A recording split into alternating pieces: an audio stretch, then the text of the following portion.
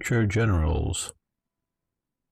This is 1745, as you're probably aware. And we're going live. Frame rate drop. Is this going to continue to be a problem? No, maybe not. Just switching over between black screen, not black screen.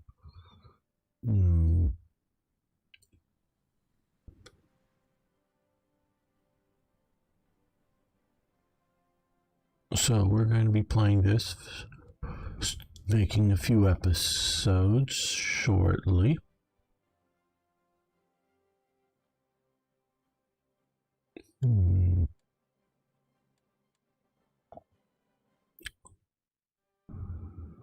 Okay. Maybe we should wait to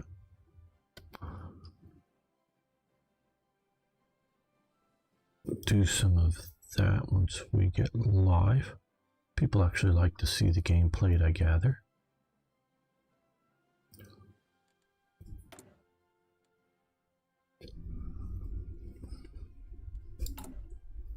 Sort of kind of letting people get here.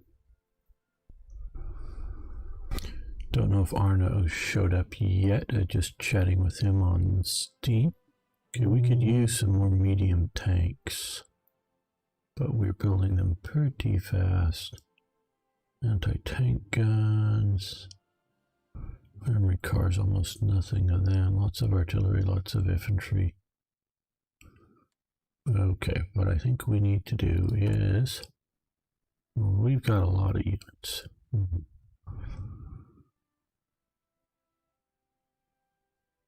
We can't train any more of these guys. We're out of there. Hello, Lum. Good to have you here. Let's look at this. This is not a very good division. So I think we're going to ignore that in favor of continuing to deal with our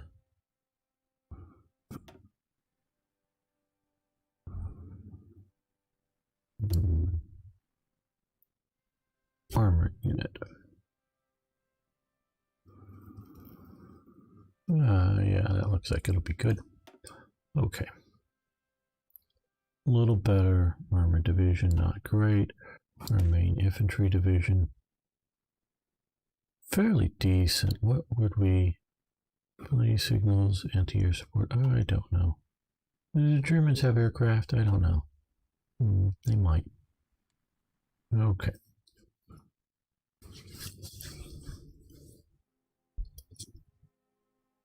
Let's just get a little comfortable here. Okay, let's start an episode up here.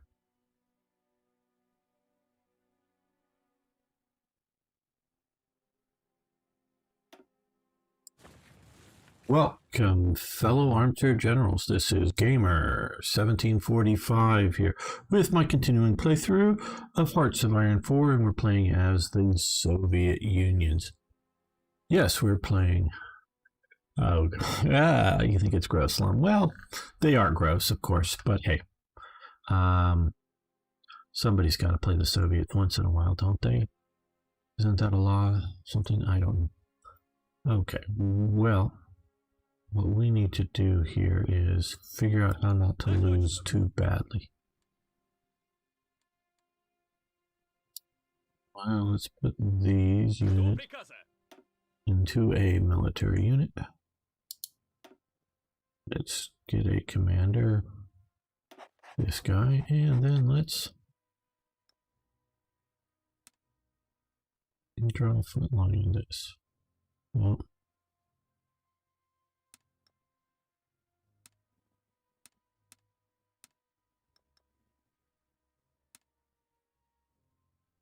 there we go.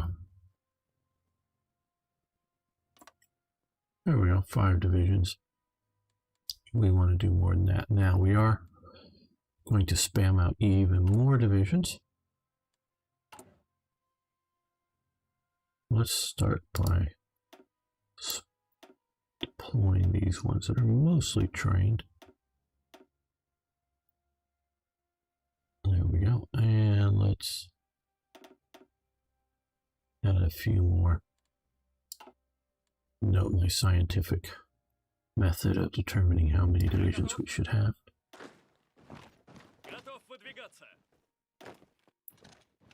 Жду приказа. Выходим!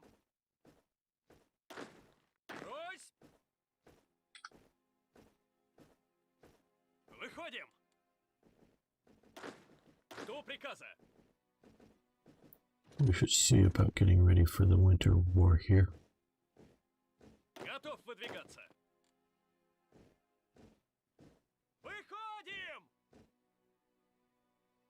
Actually late for it, of course, but hey.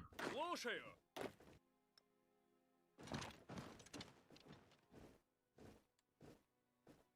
Готов выдвигаться.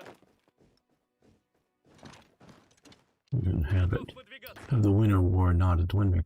Oh, Marcel. Very good having you here.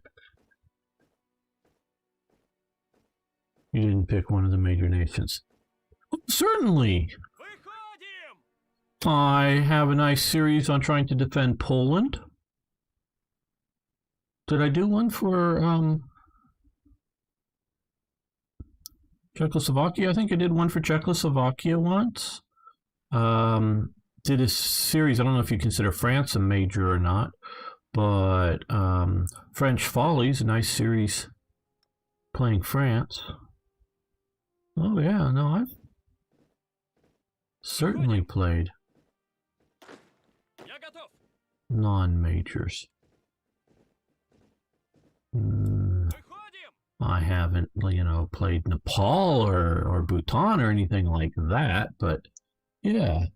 Hey, Drunken Barbarian. Yeah, I can imagine you being busy in your line of work. I've definitely heard more sirens than normal in my area here in LA. Especially now there's a lot more traffic going on.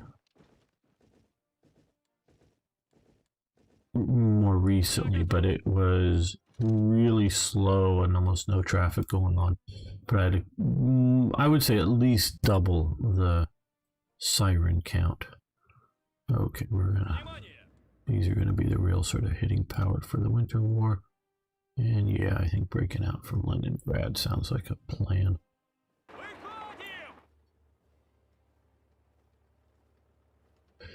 Yeah, the German thing, and I'll be quite honest with you, and I know there'll be a bunch more people watching this later on YouTube, because we've started the episode here. I've been sort of dithering and delaying starting the next Hearts of Iron 3 series. Partially just to get... I've been waiting for some effing feedback on whether, how far any, you know... Here it's like, hey, we want Third Reich events. We want Third Reich events. Please get Third Reich events. Third Reich events. And I go, yeah, okay. And it take a while. And I put it out there, and I go, yeah, I'm putting it out here. But please, I need feedback on this. I'm just putting this down here at the end of the thread, so that those who want to experiment and, you know, play with it. And so I need feedback. Like, tell me, hey, I've made it to 1938. No crashes. Everything seems good. You know, you don't have to tell me that there's a problem. You can tell me just how far you've made it into, you know, the game, and you're playing with TRE, and if there's anything you see weird, you know, you can tell me about it. But, you know, if you made it to 42 or 43, then I'm sort of kind of knowing that things are doing well. But, you know, it's just sort of the sort of silence that I'm getting now is a little frustrating, that I'm not getting, you know, even, you know, positive or negative feedback. That's all good. Okay, Francis Clear, also Poland, while it may not be a major, I would consider it pretty big thing. Czechoslovakia, well, you do fighting the Germans, or yeah, but with Poland, I was fighting both sides. Pretty damn sure. Yeah, the Soviets came in. I was fighting the Germans. I had a nice sort of... I attempted to hold out as long as I could. This sort of central area was my defensive area. You know, this river, these rivers, and just trying to hold out. But hello, Arno. So yeah, and you know, Now, in Hearts of Iron 3, no, I don't think I've played a minor nation. Готов выдвигаться. No, what do you get to come up here with?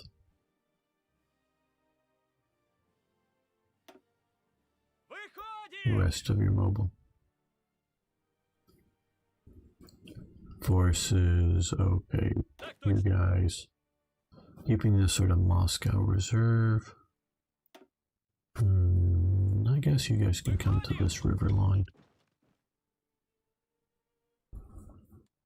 Because it's sort of what we're looking at doing here. You can join up here with the other armored forces.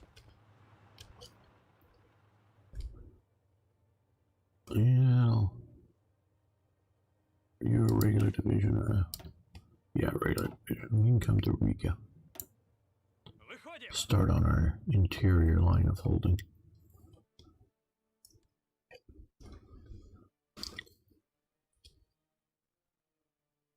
So there we go. Let's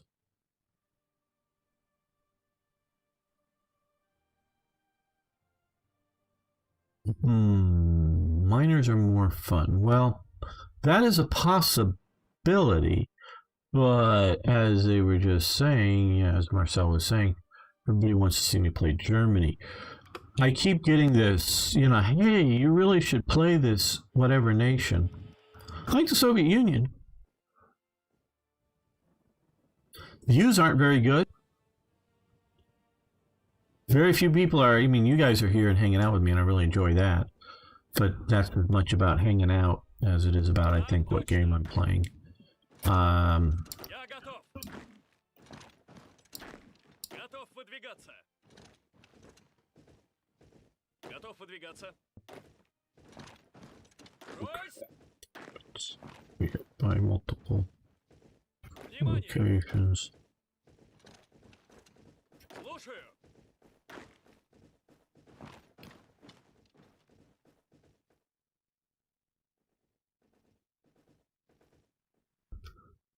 So, fun doesn't primarily enter into it. It's what Слушаю. the viewers want to see is what enters into it, really. Жду приказа. That may sound sort of cheesy, but that's just sort of the way it is.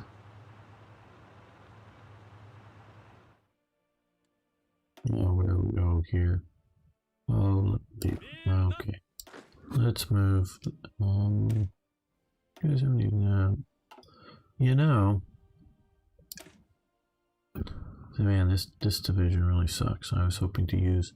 Are all these cavalry divisions that bad? Yep.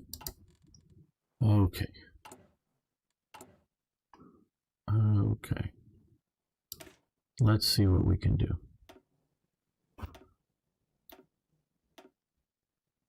We're going to do anything with these units.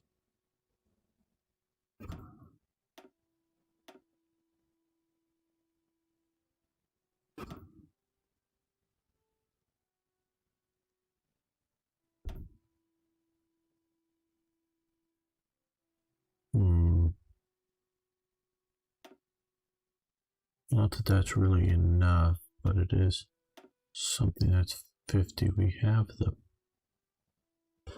points to do the change. We'll get some more maybe coming up here. We have enough equipment. Okay, that's maybe almost okay of a unit. Not terribly great, but at least it's something now. No, you need to play more miners just for the fun of it for yourself and learning how to truly abuse the the bad AI is terrible. I already figured that one out. I like to see a USA play in the Insights of American History. Yeah, and that's part of what I like to do for the series, of course, is to be able to talk about the nations I'm playing. And quite honestly, something like Romania, I can easily fill a few hours of talking about Romania over time thing, but I don't know a whole lot about like Romania or whatever. Now the U.S., that could be interesting. That's definitely on the to-do list. Okay. Now we have some free military factories, or at least one here. We're going to increase the number of medium tanks. Now our construction units. Okay.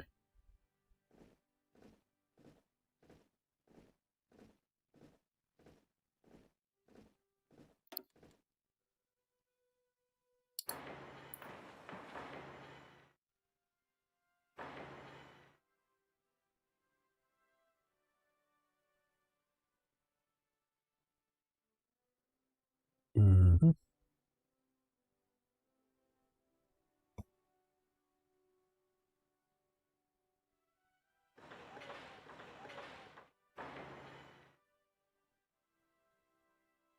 I don't know if we want to call this the Stalin line or whatnot, but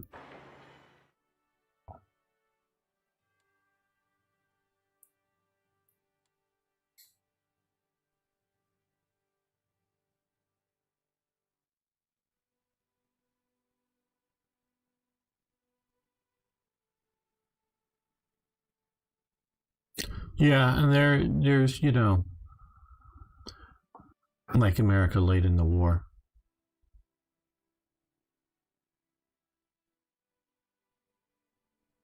Well, I was playing actually some really good games of War Thunder.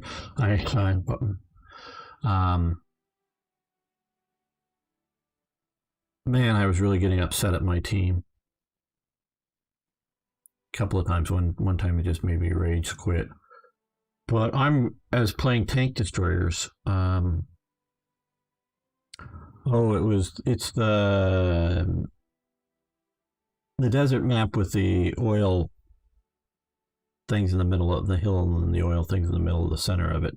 That one I forget. I ended up as number 2. We won. And there were only 2, there was at least 5 or 6 enemy players still at the end of the mission. But there was only 2 of us left on our team. And it was me at number 2, and then the number 1 guy who was up in the air at the end of that. And it's Sinai. Yeah, that's it. Sinai. But it was each one starting with defending 1 point. So I just moved I found a really good Overwatch position in previously playing that. Moved into that position with my Yag Panther. And I just sat there. Our team did a glorious push forward in the good German style, and everyone died. Just about everyone died. Now, some of them got some kills, so there was some respawns.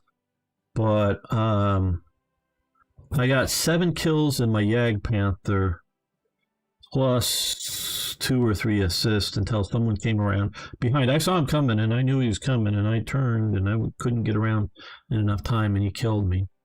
Then I respawned in my Ferdinand. He came and killed another guy in a Yag Panther in the spawn, but I killed him. He was right in the spawn. And unfortunately, I didn't pay attention to where that Yag Panther was looking. And it was over on the west side. They had come around. There were 2 of them. And so I was just blindly driving with my... and he had also thrown some smoke. My Ferdinand on the side just got hit twice by these 2 guys there. So in respawning time, one of them was close enough. He came back actually behind the spawn, but out of the spawn zone. I respawned, killed, it was like a comet or something, killed him. And, this was with a Porsche Tiger, Tiger 2. Killed him. Took out I think it was the barrel on it was like a T-28, and then got back into my position, and there were at least 3 sort of near the other spawn, trying to get out and get to take the point. Our point was white, theirs was still red, and I killed 2 of them. The guy in the air kills the T-28, you know, the one with the American one with the little sort of wings on it, the heavy, with the bomb. He lets me know of an anti-aircraft gun, and so I'm about ready to go over and kill it when the match ends, but adds a victory. So I got 13 kills in the one map. I can show you guys someday. I'm gonna make next time I play on it. I'm gonna make a video.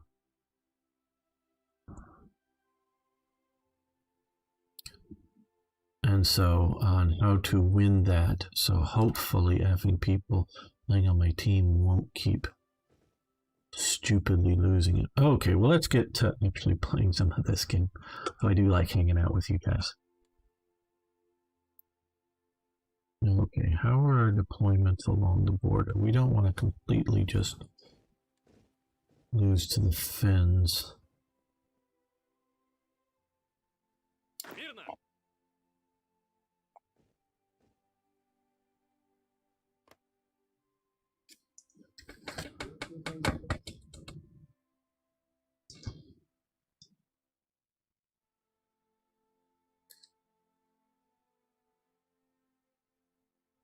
Yeah.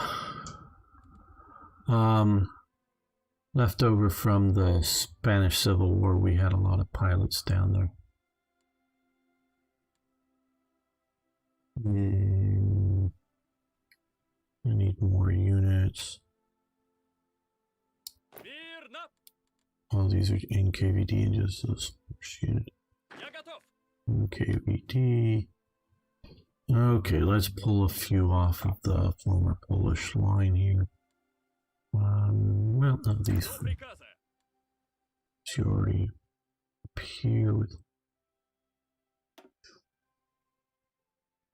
Выходим. Okay, we'll get those up there before we start the war.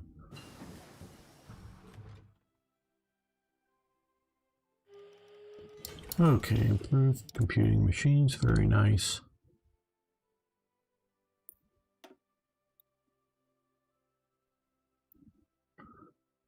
Well, we're in 1940, so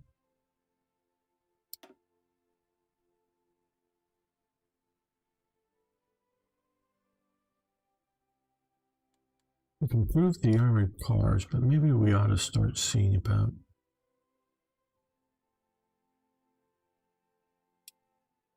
getting some more puppet fighters. Okay, yeah.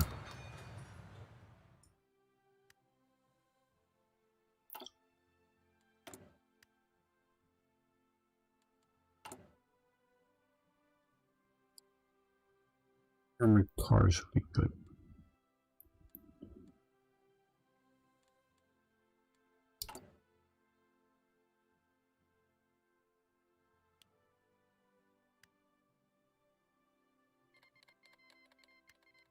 Yugoslavia joins the Allies as Germany declared the war on it.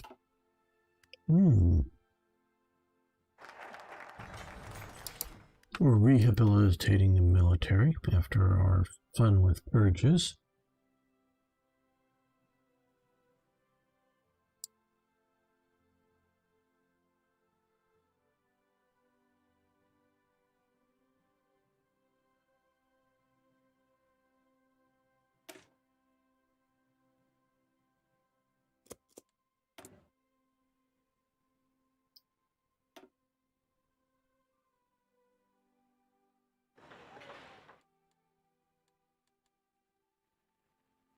Okay, so we're going to have, we can anchor level 2 fortifications there. There's a 4 and a 4. I don't know why specifically there. Minsk, I get that it's a city. But I would see about defending more here. So we can do a little bit of forward defense there.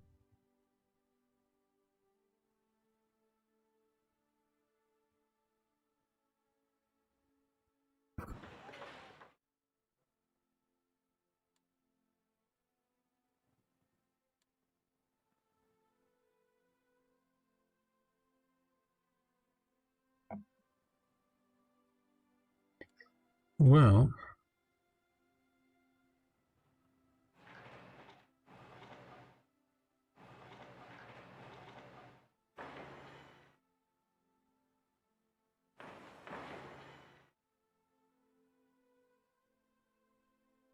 let's do a Moscow line as well.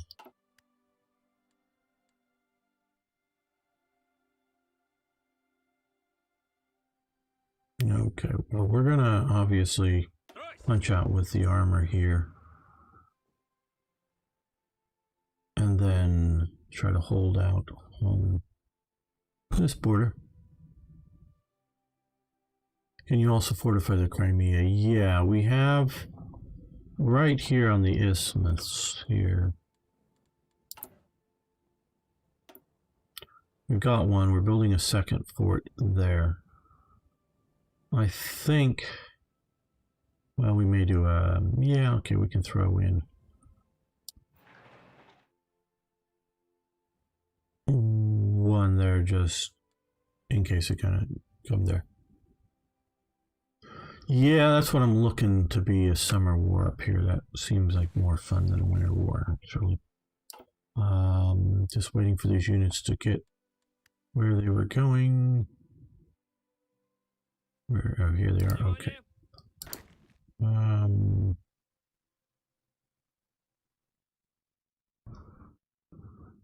Yeah, actually, that looks pretty good there. Let's move one up to here. You know, actually, let's move it to there. These mountains will be better to defend in, and I won't care about that province.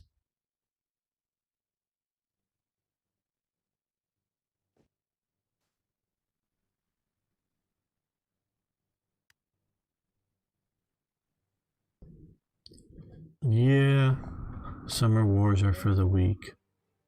Winter wars for the strong. Now, okay, well, let's...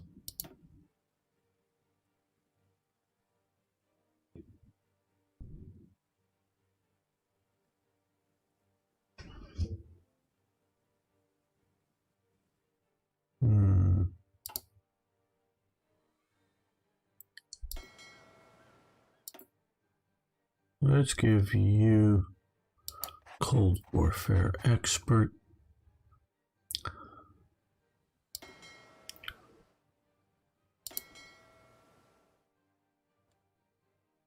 We're going to attach it to this force, can we? We'll come up there, I guess.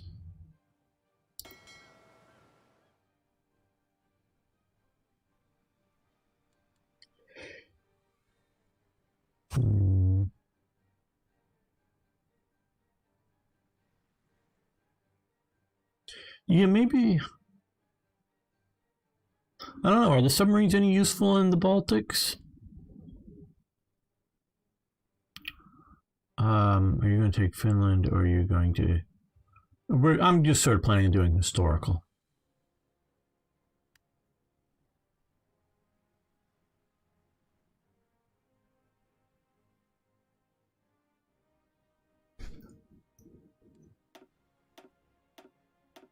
Okay, we're getting a bunch of areas around here that are revolting. They're revolting. Okay, NKVD. Let's look at this. Yeah, just sort of a minimal. Let's train up some of those, add some units. There'll be something useful here.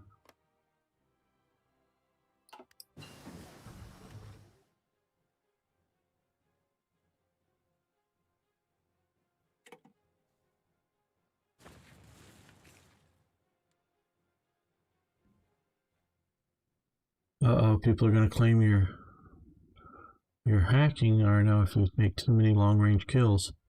Okay, oh, well, let's see what we have here.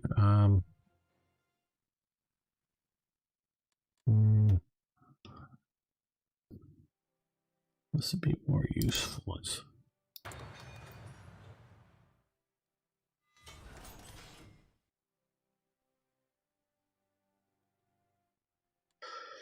Well, put in the engineers. Yeah, I hear you on that, and it's not like a bad move, but what's the purpose of the unit? Do we really try to just make an NKVD unit that's actually a good combat unit, or do we just let them be crap and be internal security and not cost us much? I'm going to sort of go with keeping them just sort of junky units that are existing on the map, but that's about it. Okay, well, I do see a good idea of a fallback line here.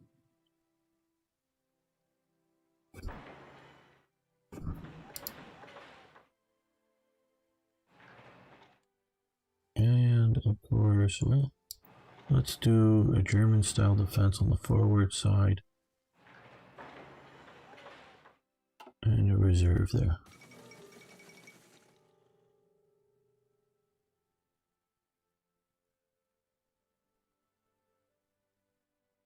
Yeah, radar would down there be Yugoslavia has capitulated already. Wow. Oh, Hungary took it. Okay. Kingdom of Croatia has capitulated as well. Yeah, that's an idea. I'm just not so sure of it, though.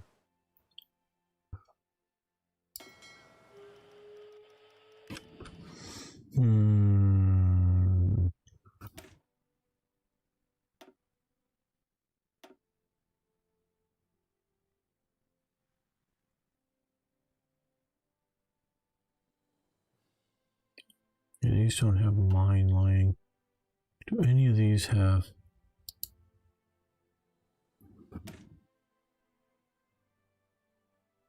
Mine laying, some of these do. Okay. Okay, let's come over to here. These are the mine laying ones, I think. Right. Are they? 36. Marine hull these.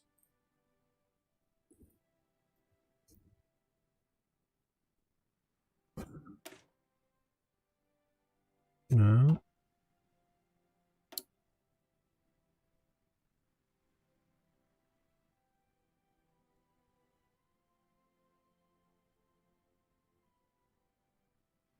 Okay, series.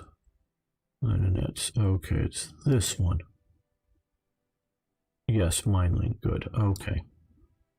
Let's change this to here.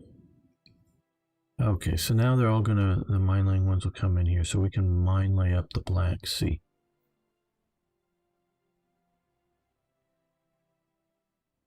Uh-oh. Is there no Batman?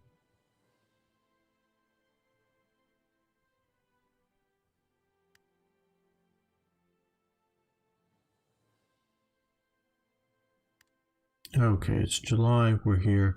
Let's see what we can do. Justify war goal, take claim states.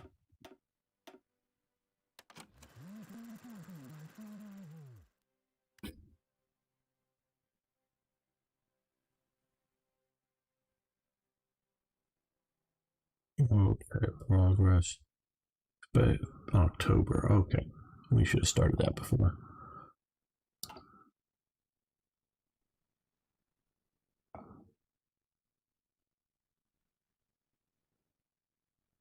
But still, it won't be a winter war.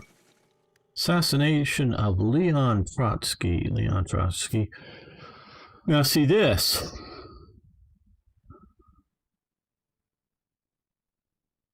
Am I going to rant?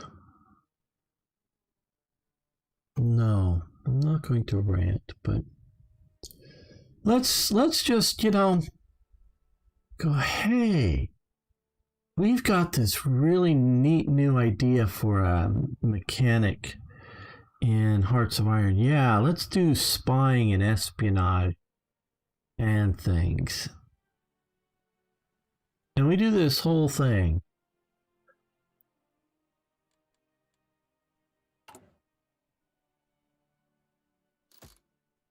And we don't do assassinations. or, well, do we have any operatives that can do assassinations?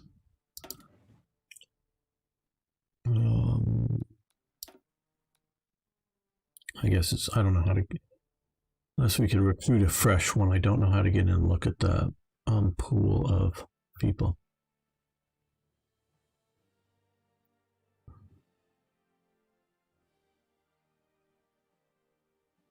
Oh, has a superpower, you know it.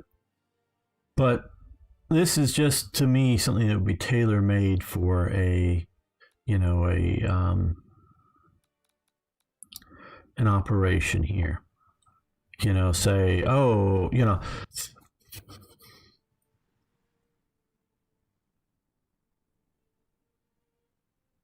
I mean, what sort of,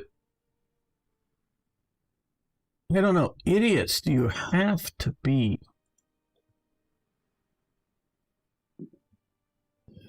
What sort of idiots do you have to be here that they see building an intelligent network? Okay. So you set up spying. Assassination is, especially from the Soviet perspective, very big into, part of the Soviet intel network is assassination. And you don't set up assassination in here. You can root out resistance. You can do stuff like that.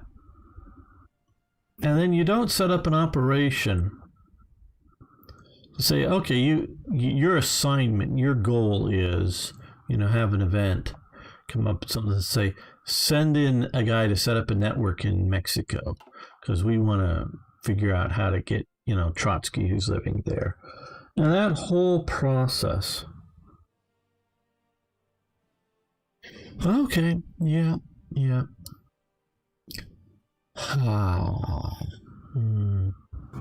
Okay, once Leon Trotsky, once top lieutenant and heir presumptive of Vladimir Ilyich.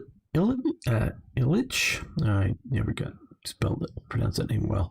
Lenin died today in Mexico City. He was attacked in his home with an ice axe. I thought it was an ice pick. By a Spanish national believed to be an employee of the NKVD after a failed power struggle with Joseph Stalin and his allies for control of the Communist Party of the Soviet Union. Trotsky spent the 30s in exile, living in Turkey, France, Norway, before finally settling in Moscow. He remained a constant critic of Stalin and the degenerated workers' state of the Soviet year. That is why so many communists,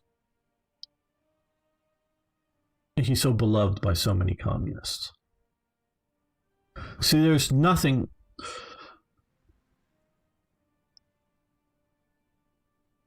All revered communist thinkers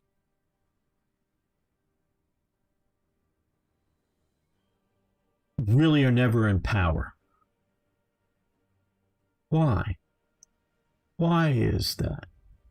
Well, it's because, one, communism has always failed, so you don't want to be associated with failure. And two, because of the way you need to implement communism, it's a bloody, literally, and I'm not using it as the sort of swear term that the British use, it is a bloody mess. You kill lots and lots of people. So it's either the failed revolutionaries that are lauded by the communists, or people like Marx and Engels themselves are sort of the philosophers, the non-ruler philosophers. And so Lenin is sort of held up, but he dies early, and it's can all be shaped. Well, it was so bad because they inherited the mess of the czars in the end of World War I, and then the whites, and then Lenin dies. Okay, so he's sort of there, and then you can blame all the evils on the sort of hypocrite Stalin or whatever, and Mao and Pol Pot and whatever, and you know, where you get Trotskyites. Another guy who was sort of in power, but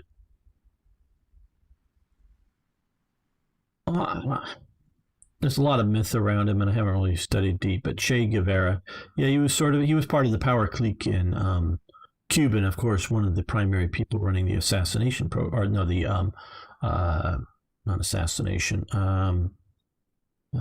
firing squads, we'll call them that, programs, and did a lot of that. But you know, he was always being sent off to other parts of South America and Africa. Because I doubt any of you would recognize a picture of Che Guevara clean shaven, but that's how he often was to move around the world, so he didn't have his sort of famous scraggly beard and wearing a suit, you know, looking very, you know, South American businessman look. And so, you know, he's always running around playing revolutionary more than trying to govern a country. And so, because communism doesn't work, and so somebody who's just going to be a critic of how bad Stalin's doing gets high praises. And hello, Nozzle One. You've never tried my version of the glorious communism meme. Yes, of course. That's sort of, you know, Trotsky the critic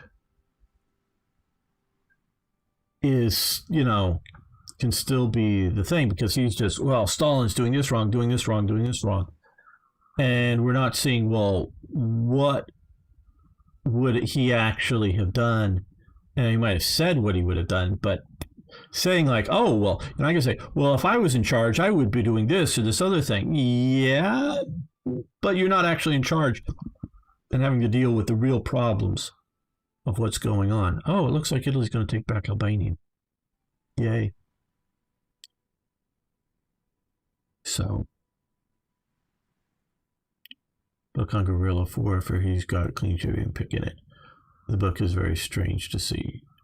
Yeah, I've not read that book. I know he did write it.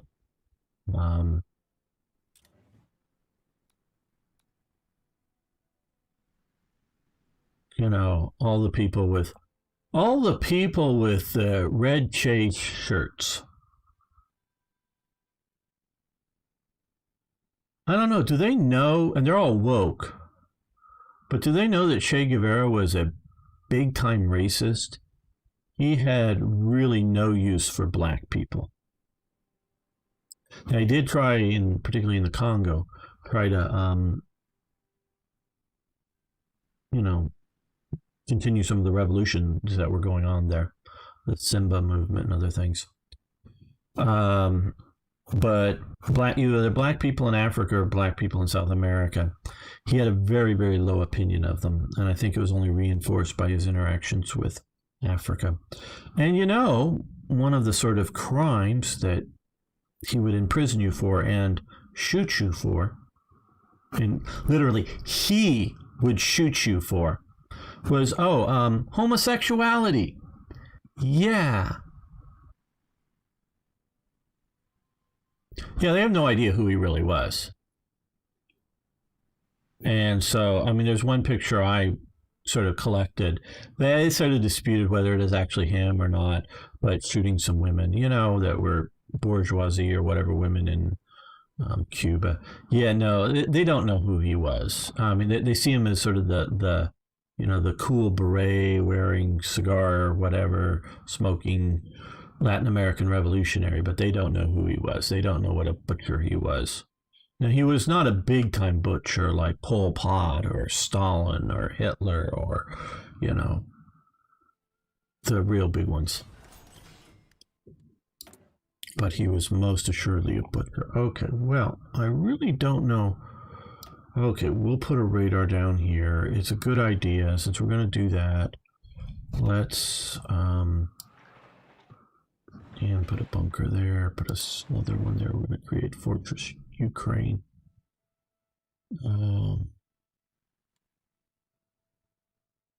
Let's create bit of a defense there at Rostov. Stalingrad a little bit. Okay, let's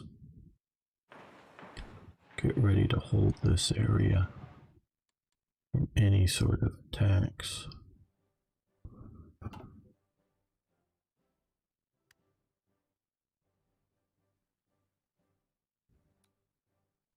I don't know what's more disgusting.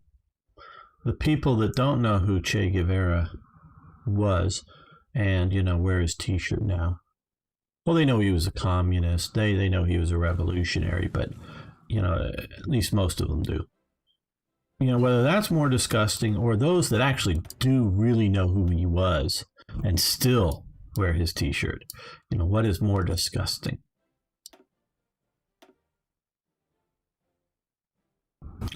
I do not know. Okay,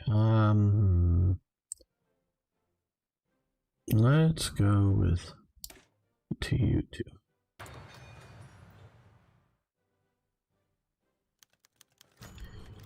Is vehement chapter with regards to many different people. This is rude. Yeah. Okay, demand. Finland cannot expect to withstand the might of the Red Army. If we send them in a band, rightfully claim area, they may hand it over with, okay, send the ultimatum.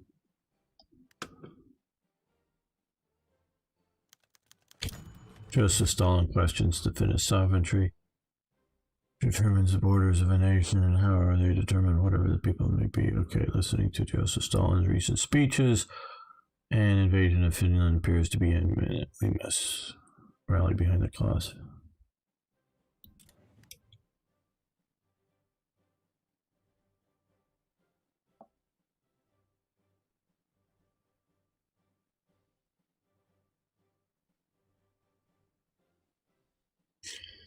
Yeah, see ya, Nazul1, and if this will be up here, and of course you catch the episodes later on YouTube if you like. So either way, whether you want to come back to the watching the live stream, you know, the VOD of the live stream, or just as the episodes.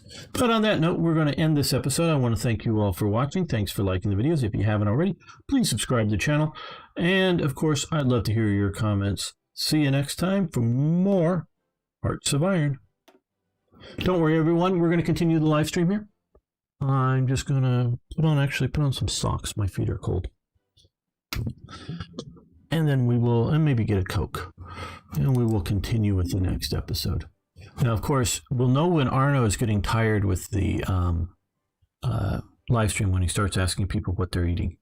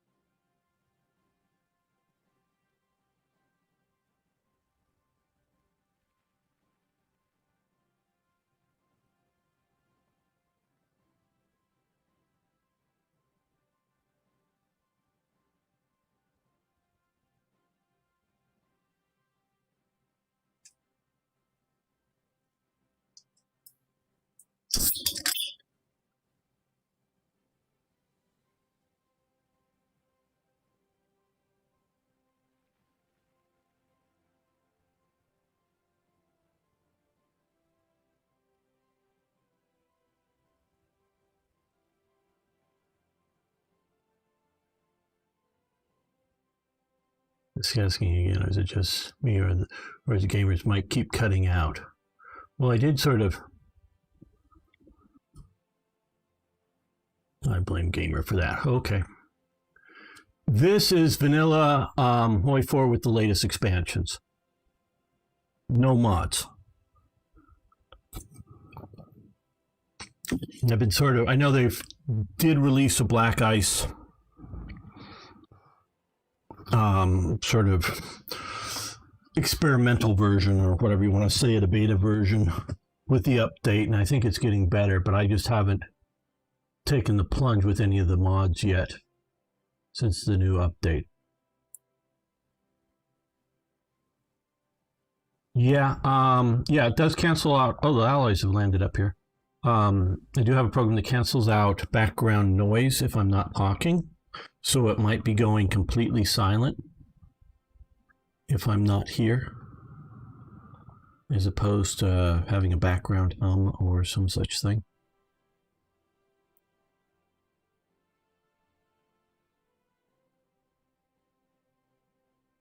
Yeah, I can understand Drunken Barbarian, and I've been hearing a few things and I didn't know.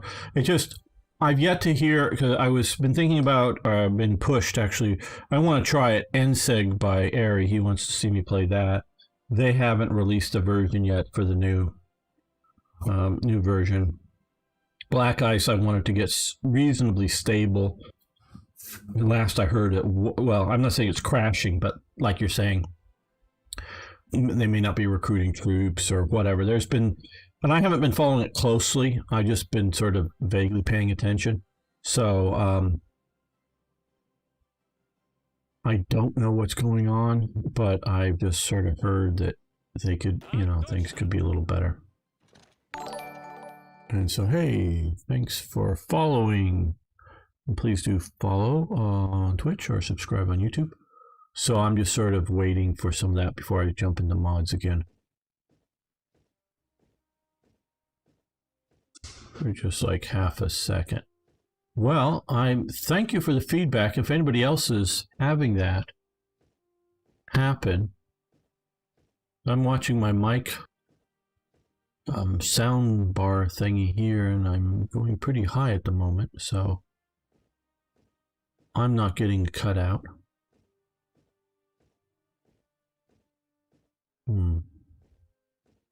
Okay, it's probably a connection situation there for Lum. Okay, good. I do want the feedback. I mean, and obviously I can't specifically help Lum, but if there is a problem with my mic, I need to know. Okay, thanks for that. Okay, well, we'll make another episode here.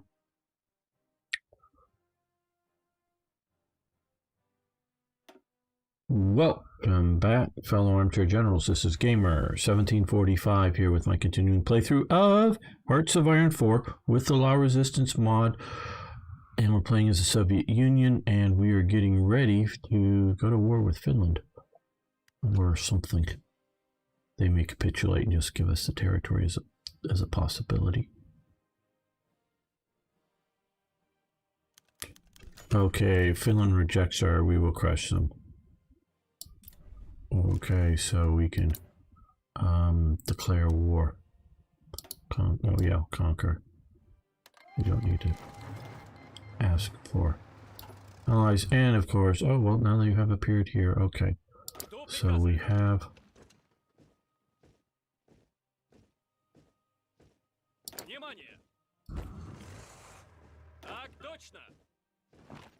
that way 3 divisions will attack there.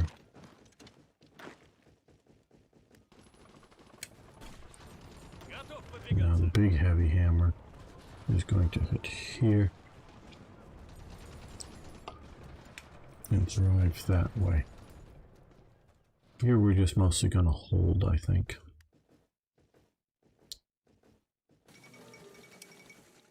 Yes, they projected. Okay, let's see, we're going to actually attack there. These guys are going to support that attack.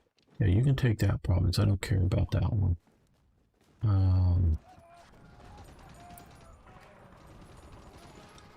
Just because the reason I don't care is I can hold back here in what looks to be maybe even a more defensible position, but this one would be able to be attacked from 4 different provinces, so it just looked to be not a good move.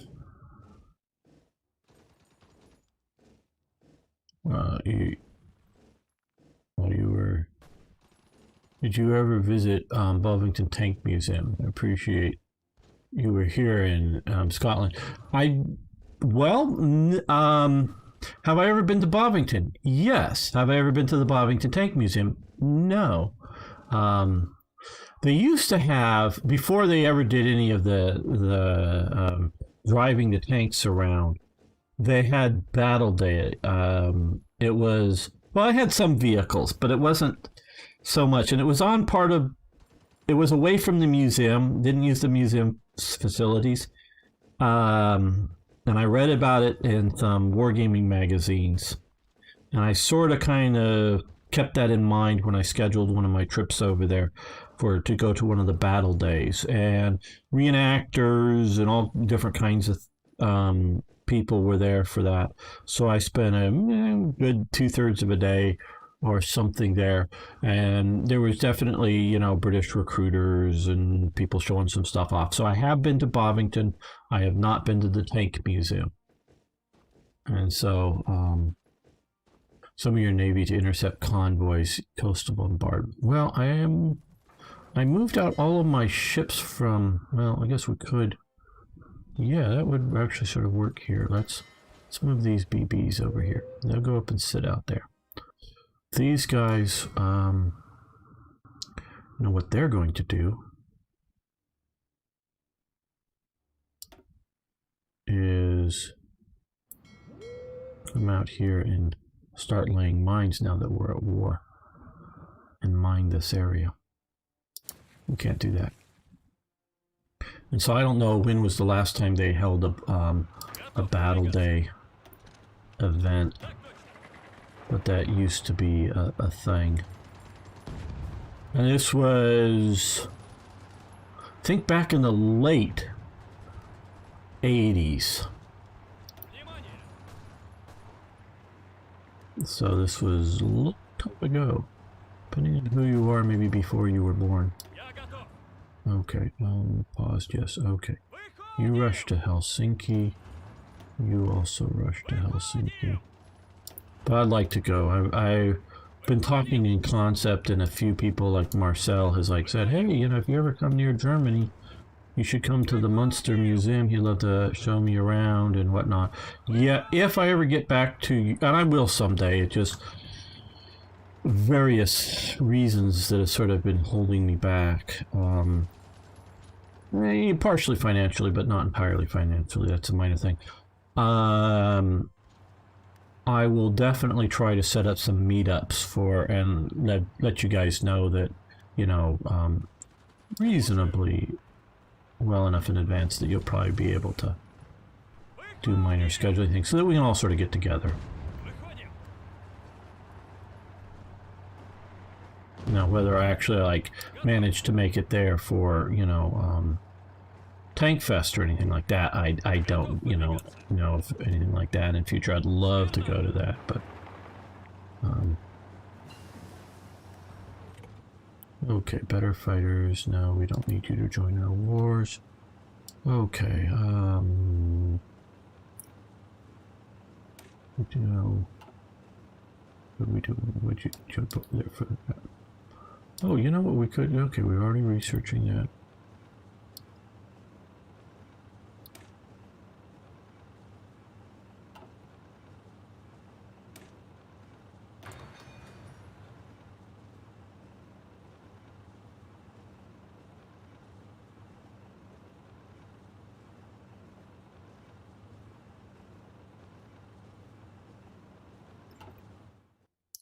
So yeah, someday I'd like to come and visit all you guys again. Okay, well, I think to hold this, we will attack there. These guys will attack that way, and that way we don't have to hold as long of a front if we do this right. Okay, well, we've got their capital.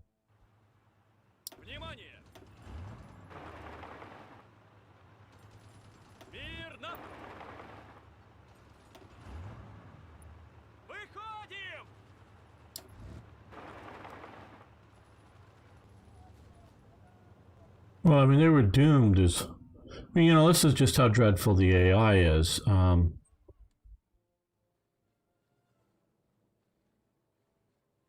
They were doomed as soon as they were trying to hold all this crap up here. Okay. Мирно. Support that attack. Support that attack. Okay, Japanese Marianas Islands issue diplomatic protest. What is there actually now a political organization out here called the Japanese Marianas Islands? That's Guam. That's U.S. What's this? Oh, not the ocean. Okay, that's Britain. Saipan. Oh, it looks like there is a state owner. Caroline Islands. I don't know. Right, attaches will be sent where they please. Hey, Gilmar, 9999. I think I got enough nines in there.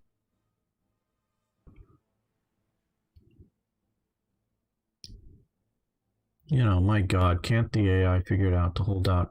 Concentrate your forces, you know, like along this river here, and,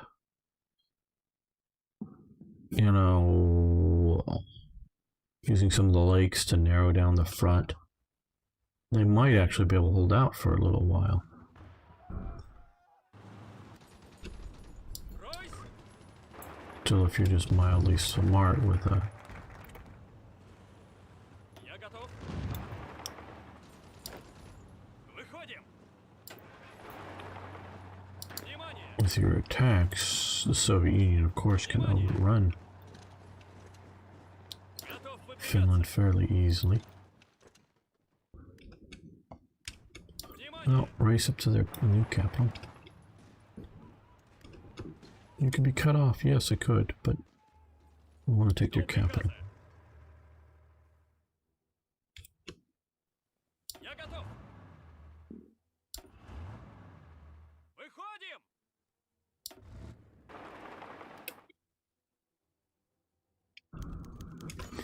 Finland offers concessions. Our soldiers. Yeah, we'll just take this. You can send them home. Okay, well now that we have this. Okay, you can all come back here. I don't really care.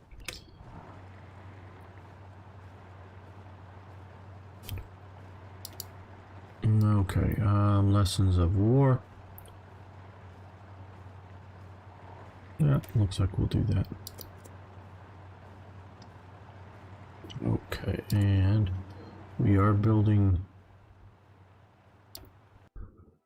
here. Let's those. Well, let's add to those because we might as well try to hold up there, but we'll also try to hold down here a little more securely as well, just in case they push us back.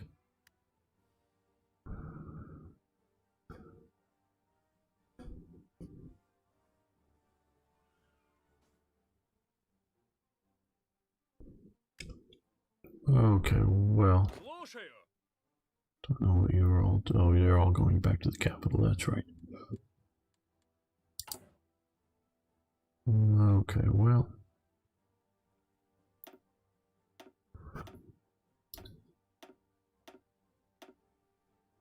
I just don't trust the AI. Так точно.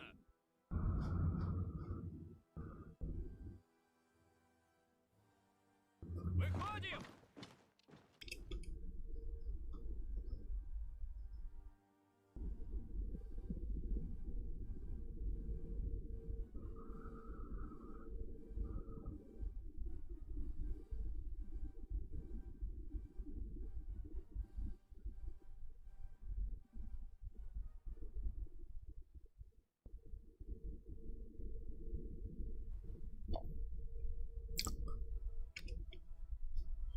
Yeah, Narnia. Why does that sound appropriate for long? I don't know.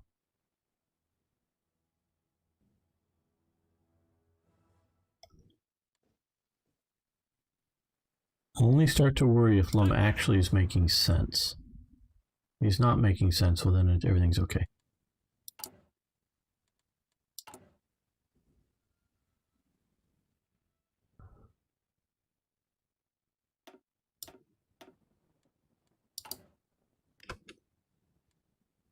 Yeah.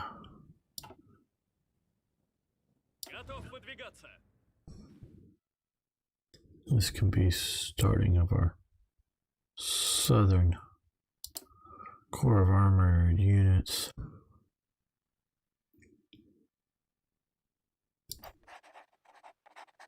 Выходим.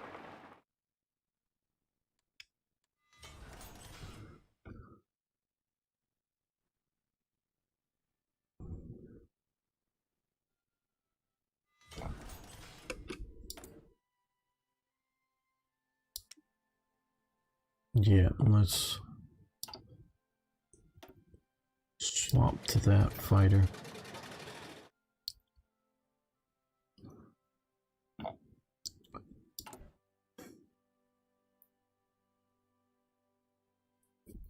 These are all just because we recently poured in. Okay. Scout planes, strategic bombers, we're just barely cranking any out. Fighters, tactical bombers. Well, I've sort of restrained myself, but let's go with some closer support. Two factories.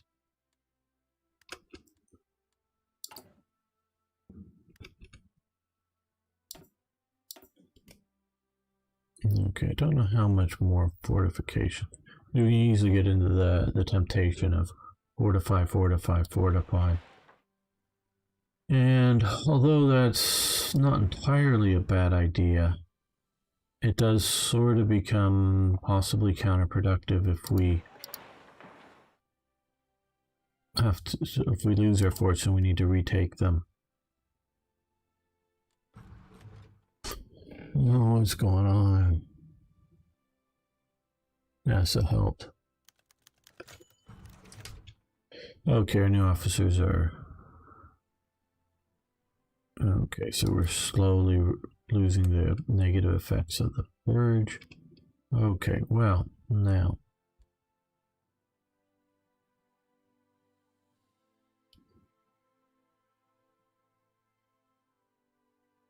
Мирно. Слушаю.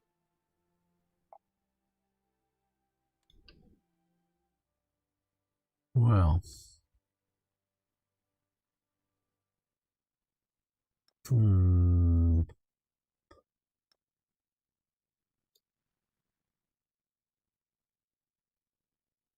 Внимание. Выходим.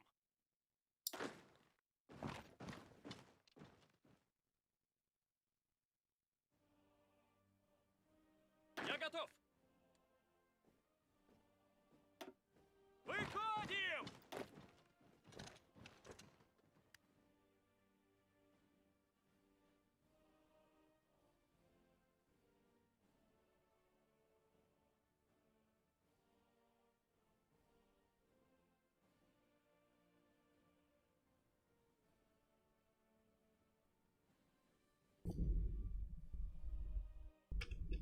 Okay, like I say, you see, I just can't trust the AI, because the AI, if I give them enough divisions, Я готов. you know, like if I give them, if you have a 5-province front, I give them 5 divisions, they'll just spread the 5 divisions out along the front. And okay, that sort of kind of makes sense, especially in an AI sort of thinking way. But when you have a front like this, and even if I give them extra divisions, they won't use them well, because we can clearly see that like here and here are going to be more easily attacked because there's no river, you know, being part of the defense. But they're just as likely to double up units where you have better defenses, as well as units, Так точно. you know, where they're you know, equal defenses or whatever, how I want to say it. You know, the rivers are there. And so I just can't. No, I didn't want all of you. I just wanted to come there. We're going to keep us an actual sort of some right on Moscow, but we might as well. So that's just part of my manifold reason why I just don't trust. Which...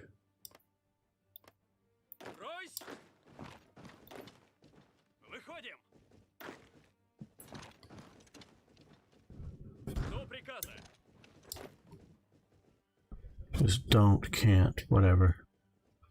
Trust the AI.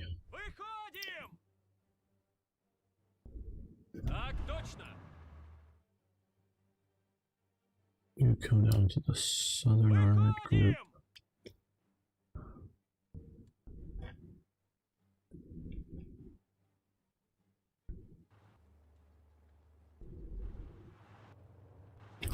We don't need 3 there, we just want... Well, not that, I'm saying we don't need 3. 3 is an overkill. You come back. Compared to everything else, you're going to sort of be skirmish troops. Yeah, looks like this guy. Yeah.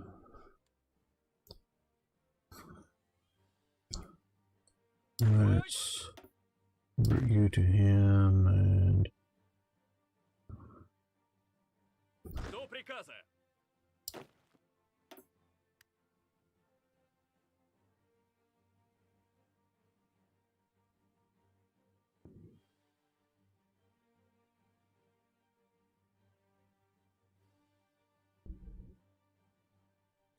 Well, everybody loves the Who now.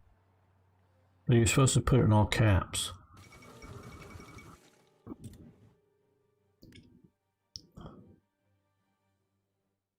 You tell us at Google that we should all do exactly what the Who says.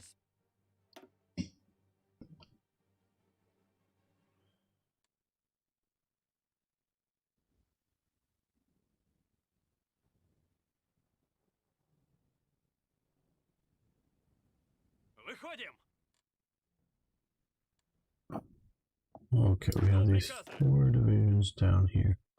Let's put 2 right there.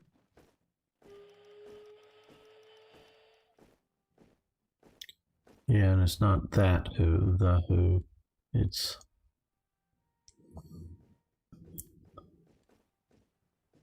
not the one that won't get fooled again, it's the one that will fool us again. Okay, how are we coming along? Okay, let's deploy these. I don't really care if they're all fully trained up or not. We're talking Soviet divisions here. Just want more and more and more of them.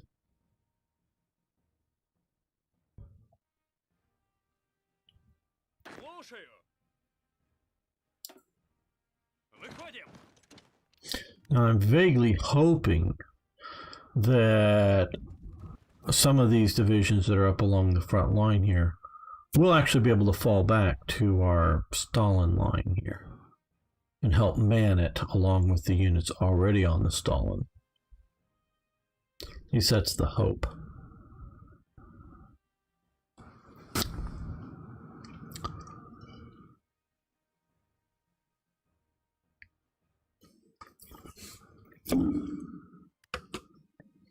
All right, what can we do with the government here? Limited conscription. Yeah, sure, we'll do that.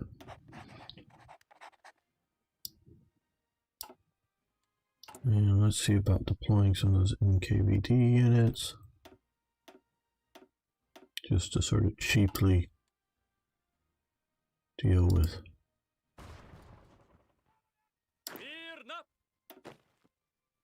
some of these areas.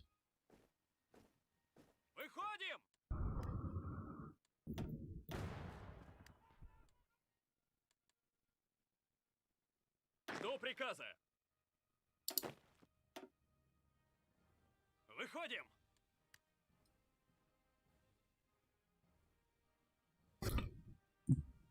Excuse me. Брось!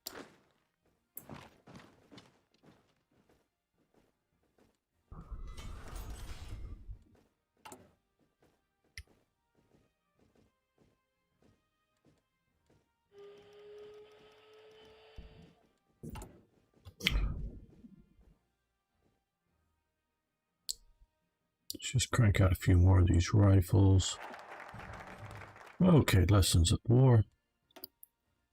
Very good research.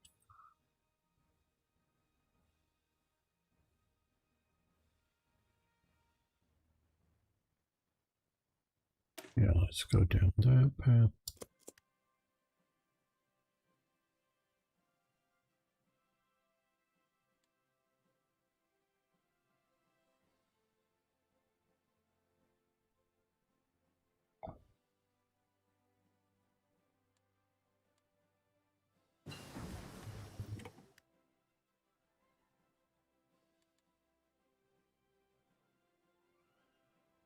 Так точно!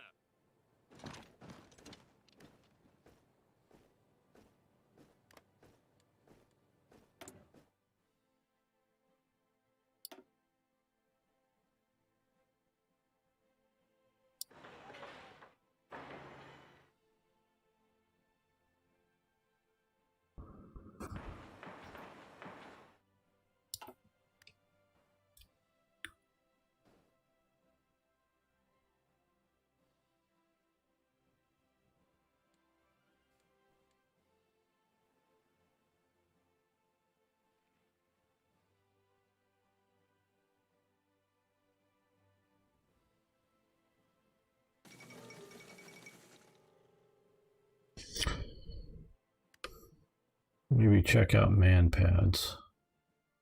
I don't know that. Yeah, well, AA guns is about as good as they're going to get here. Well, Жду приказа! I'm really planning on giving up all of this terrain in here. So, at least that's my plan. Выходим! I don't know if that's a good plan, meaning whether we would lose it anyways. See, I'm trying to, Внимание! you know, I really look to Sun Tzu for my military leadership, you know, and so I'm trying to know myself, trying to know my enemy. Я готов! Смирно! And, you know, what battles we could possibly win and what will we lose. So if I just stick a big clump on Moscow, I don't know that that's a good idea. But with this sort of somewhat fortified line already here, hopefully be able to hold things if they break, excuse me, through here. So, okay, you know, if we get to the point where I have enough units, I will stick them on some of these random important cities just to sort of hold them. Well, we're almost into 41, so we could build this. So we're getting closer and closer.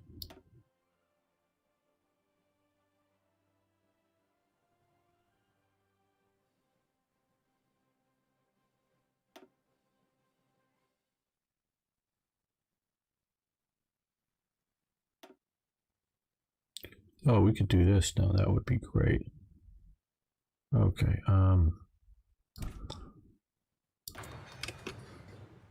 Get that going, and we convert over to T-34s and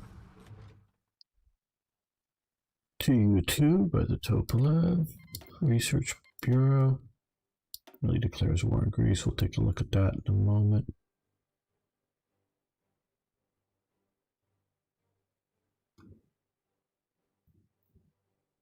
Yeah.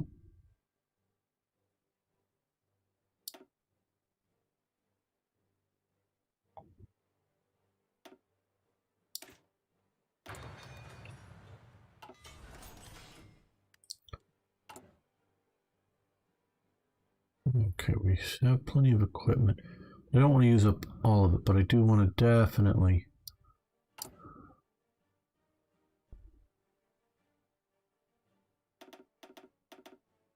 expand more divisions. Let's see if we can add one here.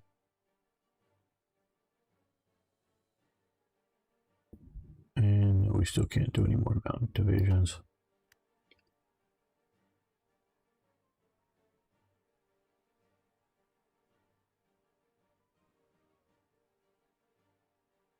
Oh yeah, you're so right. It's ridiculous.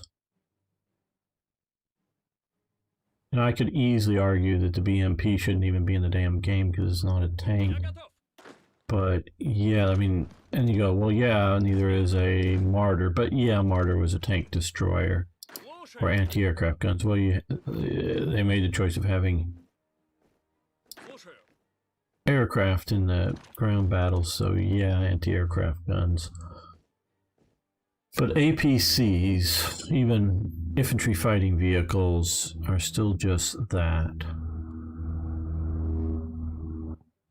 And the only reason, you know,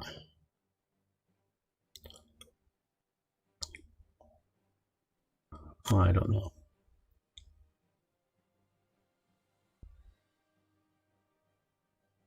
Yeah, we might as well make more.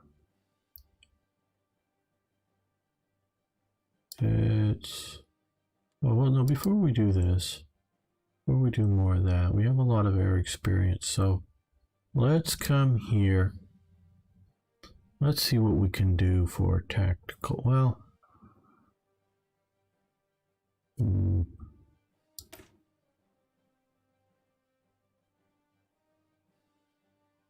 range would be nice, and maybe engine improvements would be nice. 55. Okay, we'll do that. And do we, well, tactical bomber. Let's add range.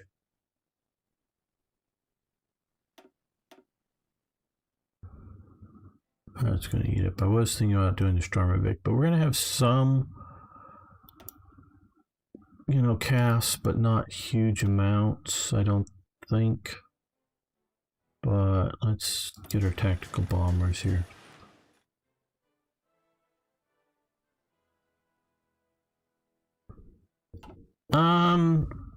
I'm going to keep the, I don't know what my attrition rate's going to be, so having not played the Soviet Union here.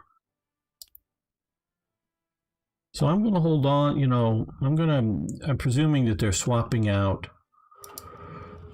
Oh, where are we supposedly getting? Okay, you come in here to help reduce the uppity Poles who are ungrateful for being liberated from relative freedom and prosperity.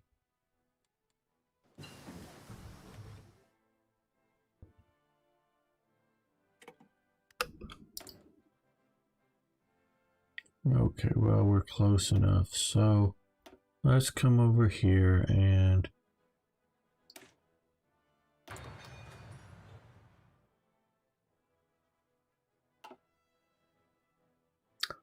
but like we do have some planes here. Let's see about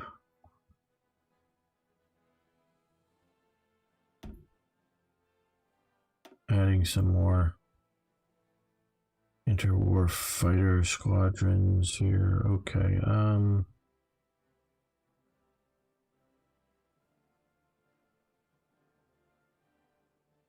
right.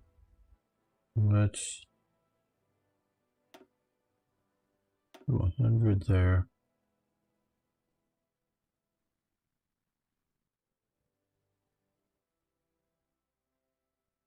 Too big of an Arizona again. Why? Oh, we stick it in Kiev. Let's add one here too, as well.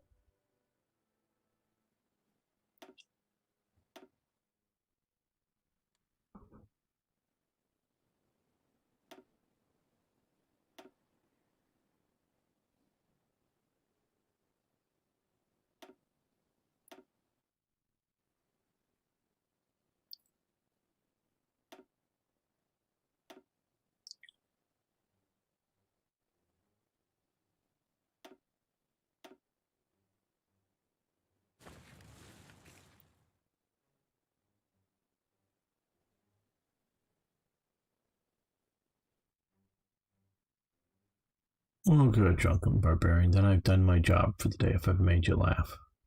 Yeah, no, that just, this is part of the reason okay, they've joined the Legionary Romania, joined the Axis. Part of the reason I've been reluctant to do the Soviet Union before is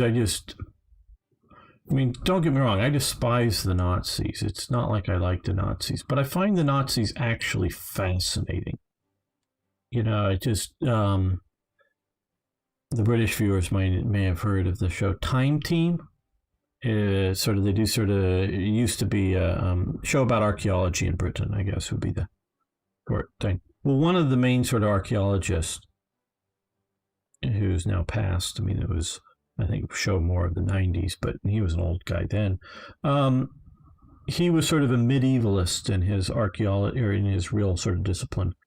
And the thing that he was most fascinated by were monks and the whole monastery thing. But he was an atheist, So he's fascinated by these people that believe in God enough that they're devoting their, life to him and whatnot. And he doesn't believe that. And it's sort of like me and the Nazis. I'm a traditionalist. I'm not at all a Nazi and whatnot. But I find them fascinating. And so many aspects about it, Hitler's rise to power, Hitler was definitely a revolutionary. He tries to do a putsch, early on in 1924, but definitely a revolutionary at heart. But it's not quite the sort of Soviet or French Revolution style revolution. So I guess I should be saying Bolshevik at the time. But how he comes to power. He's not a German.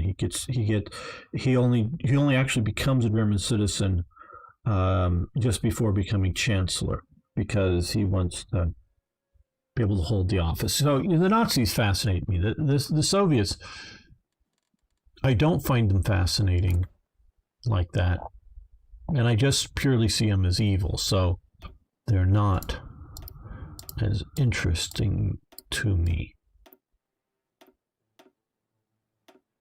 It's not that I'm not interested in Soviet history, I am, but it just doesn't hold nearly as high of a level of interest. We're going, I guess, all these divisions out, if they can all be even the ones that are barely trained. Okay, that will get them out in the history.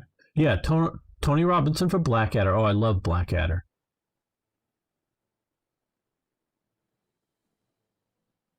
See more ATMs and... Well, stop playing your Italians. Stop playing your high-level Italians.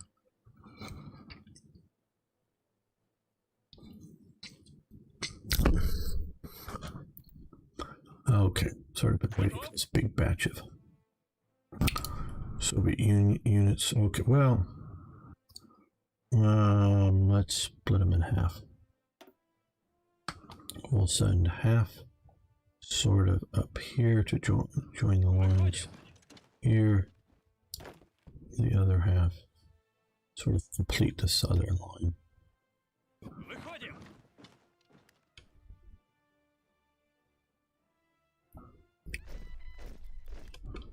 Not enough manpower or equipment to fill our garrisons. Missing tow artillery. Okay. Wow, okay, well, we need to step up production of towed artillery. What does that mean? It means we're going to fully do that. And we're going to make sure we're constructing more and more military factories. But way, way back here.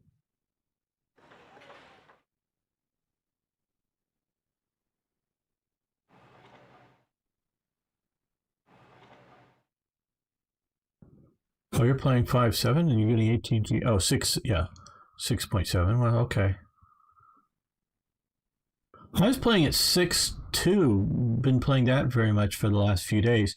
And I haven't run into a single ATGM that I can remember at 6.2. So obviously I could be up tier to 7.2.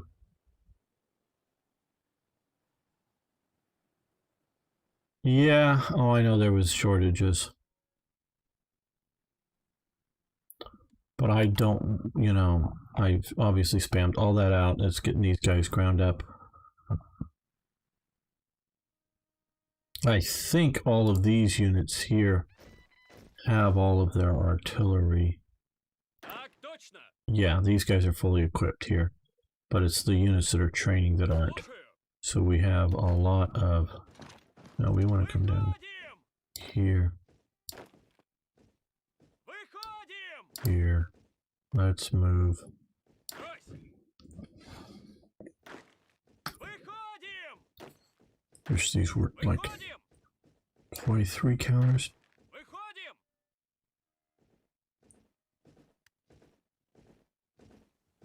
Готов выдвигаться.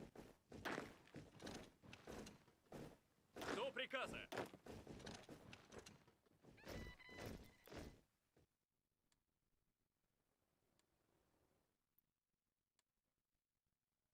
So much easier to manage. Okay. Готов выдвигаться. Так точно. Брось. Now remember, to hold everything is to hold nothing. Готов выдвигаться. Внимание. But we are going to try to hold as sort of as much as we can along here. Я готов. Брось.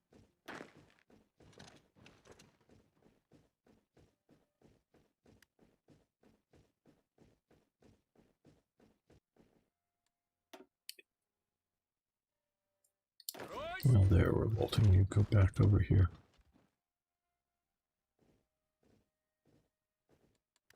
Брось. Так точно. Я готов. Я готов.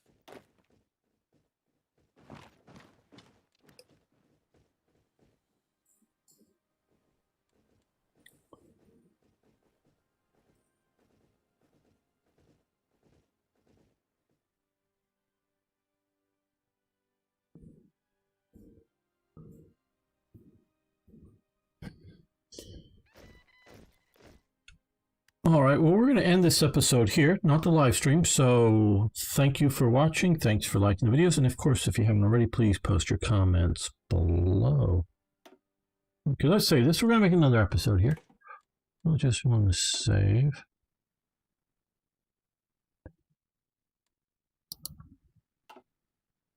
Okay, let's continue. Oh, yeah. Have enough manpower, obviously.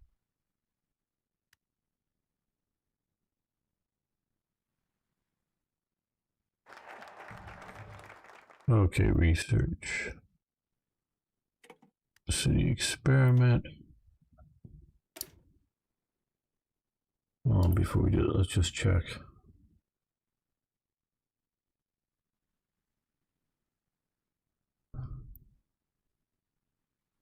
Yeah.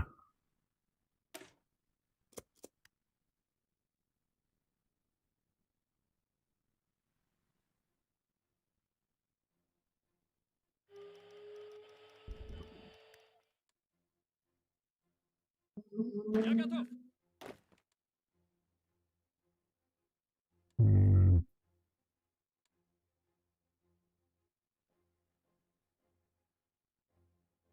So we have 5 divisions holding there.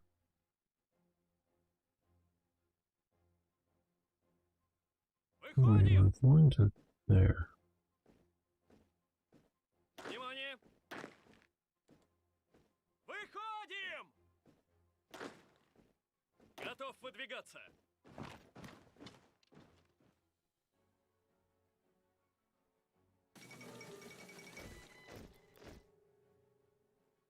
Reese's capitulate. We were going to take a look at that. Okay, well, the Italians won this time.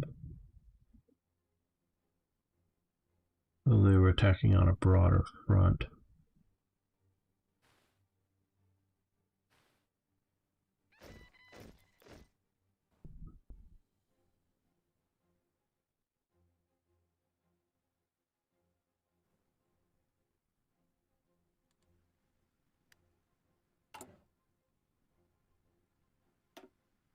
These guys don't use artillery, so we can deploy them, hopefully without too much negative consequences. T-34. Okay. Well, let's come over here and get assembly line production going. Now let's look at creating a variant here of medium tanks. Medium tanks. Okay, so if we do engine up, get them fast, make them reasonably reliable and reasonably well armed, but we're not going for the T-34-85, so we're just going to leave this as a basic gun. Yeah, let's do this. Now we're going to do this medium tank, and we're going to T-34A.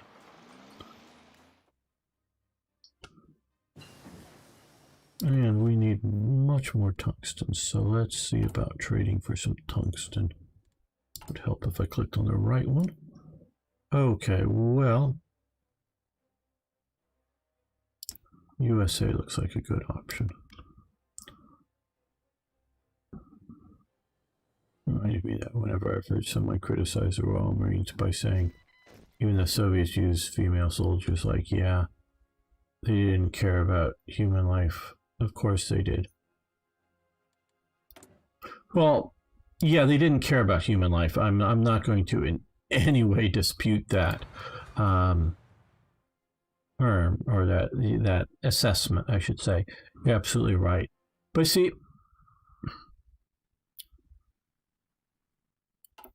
okay, here's going to be a little talk. Oh, we start an episode, and I'll make the talk in the new episode here.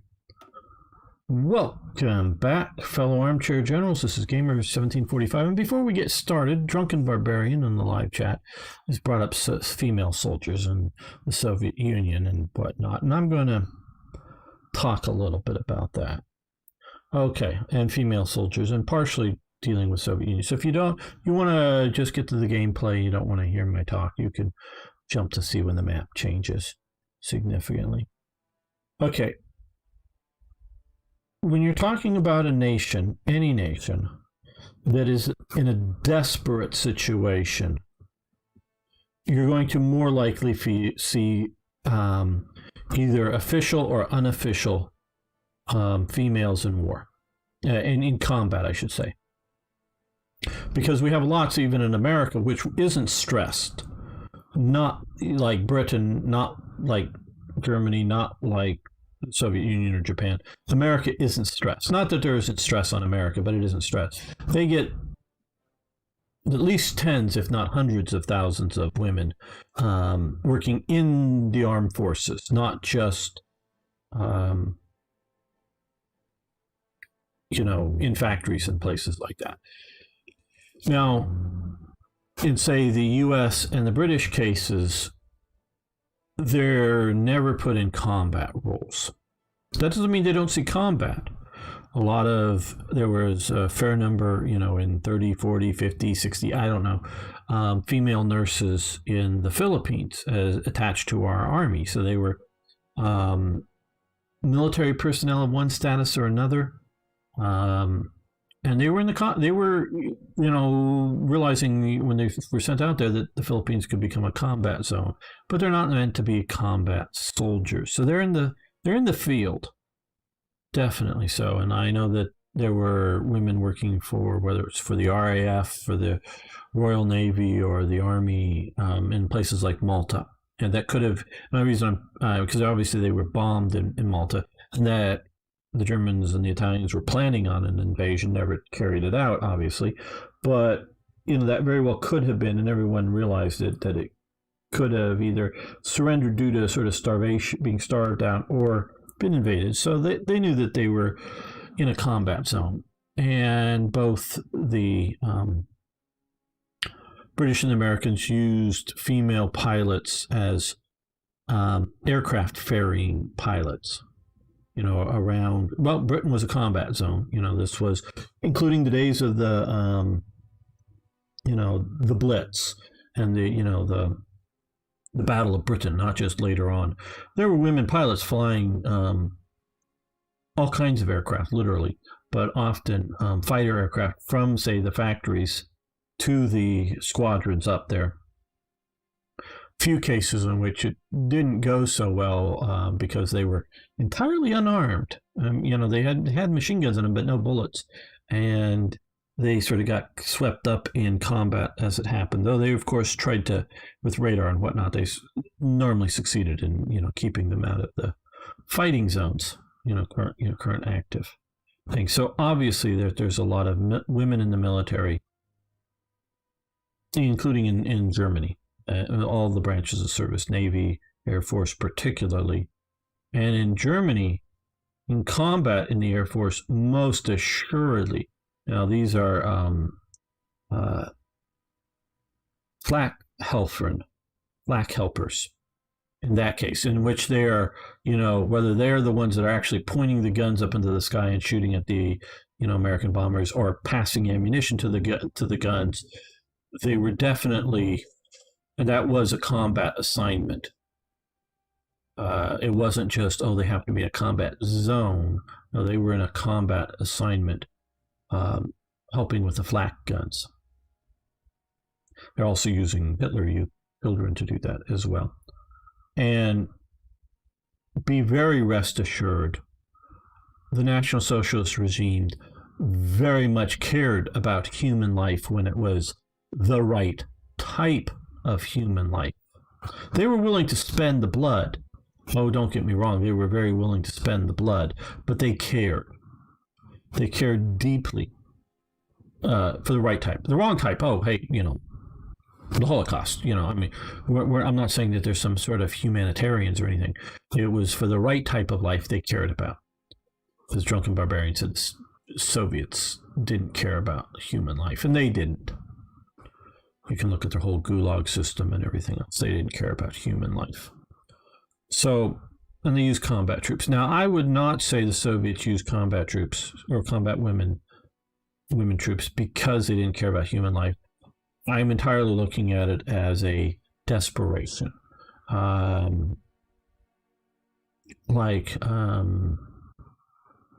were a few noted women snipers. There was the Night Witches pilots. Hey, IKB. The night fighter pilots, the women in outdated airplanes but fighting at night. And then there's like one case in which some woman's husband is killed, I think, driving a tank. And she raises enough money to pay for a tank, but sort of kind of on the agreement that she would get to go to war in the tank along with the rest of the crew, and she does.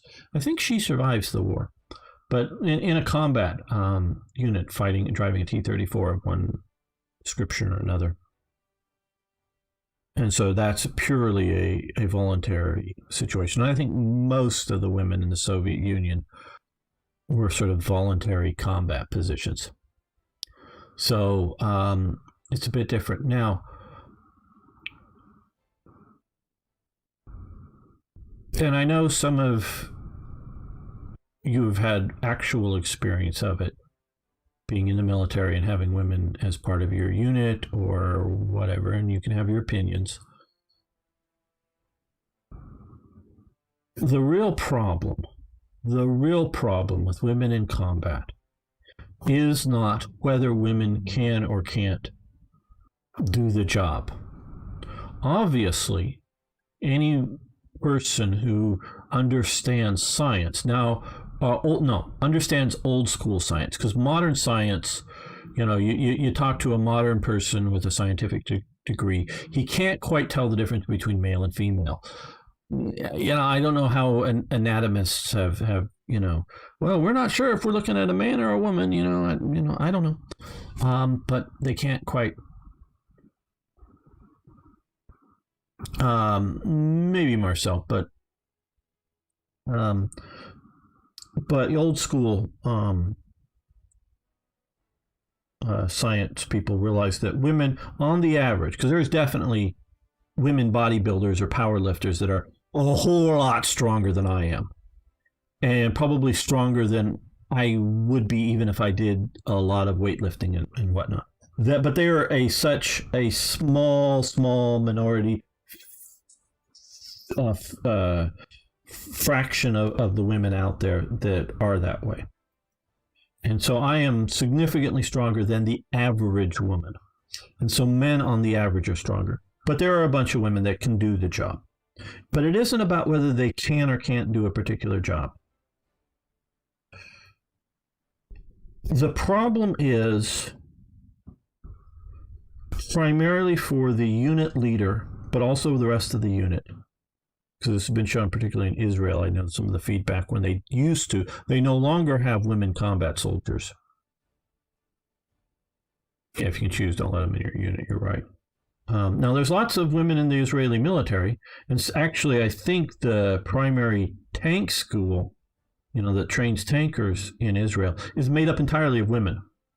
And they know how to drive their Merkavas very well, but they're not a combat unit. They're a training unit. They train up and they do it well. They can have important positions. And I'm sure if Israel's ever stressed, they'll get in their Merkava tanks and defend Israel. That isn't a question in my mind. But they're not put up on the line. Now, what is the real problem is, and I've talked to, trust me, enough veterans about this. Even, again, I've never been in the military. Been some ROTC training and whatnot, but I've never actually been in the military. But I've talked to enough veterans. But the real problem is the unit leaders, is the psychological effect on whether it's a lieutenant or a sergeant or whatnot. And when you pick that soldier, you can look at the that illustrates it, that I hope you've all seen, sometimes I get shocked at some of you guys that haven't seen some movie or other that I know they're maybe oldish now to you, but I used to watch, black and white movies made during World War II when I was growing up in the 70s. So just because movies are old, in my opinion, is no excuse not to have seen them. But The Big Red One, starring Mark Hamill and Lee Marvin, about the 1st Infantry Division, or really more about a platoon in the 1st Infantry Division.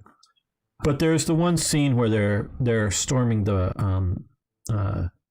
Normandy beaches, and they're using the Bangalore torpedo tube, which is just, each soldier is carrying a section of it, and you sort of assemble it as you go.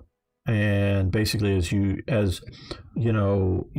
one guy puts two sections together, runs towards the barbed wire, he's going to get shot and probably killed. And then another guy's going to take his section and run up to and grab the other sections and try to put them together. And all of this while being machine gunned, So you're picking soldiers basically to die. But if you just sit on that beach long enough, you're all going to die anyways. So you've got to fight your way off that beach. And it gets to the point that, they almost got it there, and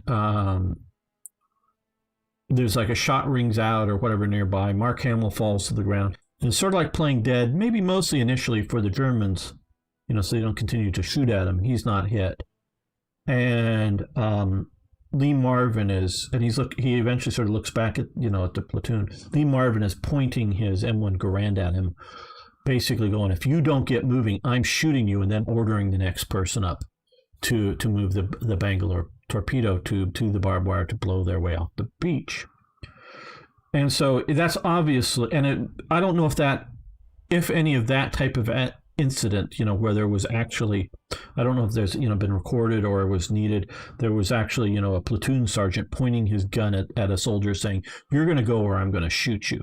But that is a basic element within the military. You have to be willing to do that. And that's like the most direct way. You're ordering basically someone to carry out not a suicide mission, but a suicidal mission, meaning it's likely to, get you killed or kill them. Okay, that's sort of the extreme of it, definitely. And not the common experience of any of you soldiers out there, that's a common experience. I'm not going to, because I just don't know well enough. Well, there was something similar like that in my combat experience. Sure, okay, maybe, but it's not normal. That's an extreme case. But, who's going to lead the patrol? Who's going to lead the platoon? Who's going to, and moving around? Who's going to, be first out in front to either get shot or step on a landmine? And it's psychologically difficult for males to put females into that stress. And then once they die, it puts extra stress on the leader of the unit. And so, again, like I said, I was in ROTC, gone through some of the training. It's not equivalent to actually being in it. I'm not trying to claim anything special here. But enough that I was sitting there realizing that my job, if I, were to go in, is basically to kill my own men. Not me shoot them. No, not at all. I mean, that was not even going anywhere near that in any of the sort of training, because they didn't even mention that. I mean, it wasn't even talked about. It wasn't even a possibility. But the idea of, okay, Private Smith, you run over there and see if there's any enemy over there. And half the way we're going to know is if Private Smith gets shot, or somebody shoots at him or whatever. But you got to send somebody out first. You've just got to. So you point at some guy and you tell him to do something that's dangerous. And if you do that enough, enough different times through enough combat, you will have one of your people die. It's just, enough, over time. Now if you're only in combat for 5 days in your whole Vietnam tour, and you're because you're most, in where you're actually, bullets are flying because you're, I don't know, an artilleryman in a fire base or something, well, you may get mortared or whatever. But, you're not actually leading a lot of soldiers, into the firefight or commanding them to go in. Okay, you may not have, as a small unit leader, you may not actually have that experience. But you do it long enough, you're going to have that experience where you're going to tell somebody to go out and do something and he's going to die. It's just going to happen. So you want to achieve your objectives with killing as few of your own people as possible. That's really how you have to starkly putting it, to achieve your objective with killing as few of your own people as possible. But you need to have in your mindset that your objectives, because of any hard objective out there, you're going to lose some of your people. It's just going to be that way. And yeah, I know there's a lot of people that have been able to serve in Iraq or Afghanistan and get through a whole tour over there and nobody in their platoon is killed or seriously wounded. Yes, it can happen. But if it's enough in enough type of environment, especially of a, and we were very much at the time looking at, one of my training officers very much had been serving as part of, the American commitment in West Germany at the time, and, preparing to defend against the Soviet attack. So this was very much in the realms of not, oh, we're doing some counterinsurgency type operations in Iraq or Afghanistan, where it's, yeah, you could step on an IED and get killed or lose your legs or whatever, or you can be mortared in your base or otherwise. And once in a while, some soldiers get shot at, but, and I'm definitely talking, there's real casualty, real loss of life. I'm not trying to minimize any of that. And that is often very high stress on a daily basis. Okay, and again, so, PTSD is actually higher, in my opinion, in a, this again, in my opinion, and may not be true, in a counterinsurgency environment than it is in a conventional warfare environment, because you sort of kind of know when you're on and when you're off in a conventional war situation, where a counterinsurgency, your Bagram Air Base may be mortared at any moment. I remember hearing one guy talking about, it was his birthday. So for some reason, and I don't remember all the details, but he was going to go to the showers, but because it was his birthday, he was going to stop by get something at one of the, convenience store things or something like that. And had he taken his normal path from his barracks to the showers or whatever it was, he would have died because a mortar or a rocket fell approximately where he thinks he would have been. At least this is what it is in his mind. But there was definitely a rocketing that would have fallen on him and killed him. So he got lucky. So he had, got up at this PTSD of just not even wanting to, move around the base because he could die at any moment. And so I'm not trying to minimize the combat situation there at all. But it's just different than, say, what was expected a, NATO versus Warsaw Pact kind of action that was expected to happen. And so, yeah, in that type of condition, you're going to lose people. Because the Soviets and the East Germans, they were considered good enough that they were going to hurt the U.S. and maybe overrun and drive to Paris. It was no like, oh, well, we're sure we're going to win. No, it was like, this was, the M1 Abrams had come out, but, there's still lots of M60s being used, tanks, and yeah, it wasn't so clear-cut of a thing. And so you don't want to put women into that environment to where you're going to lose people. And as a command person, you're going to put extra stress on it. And it's just not a good thing. Now I'll check what all these, I know our veterans here talking about. Probably telling me I'm full of bullshit, but I don't know. Including the Soviet regime, suggested the woke. Okay, yeah. There's a lot more points that they get. They get sick faster, generally speaking, out there. I've heard that from multiple sources, Marcel.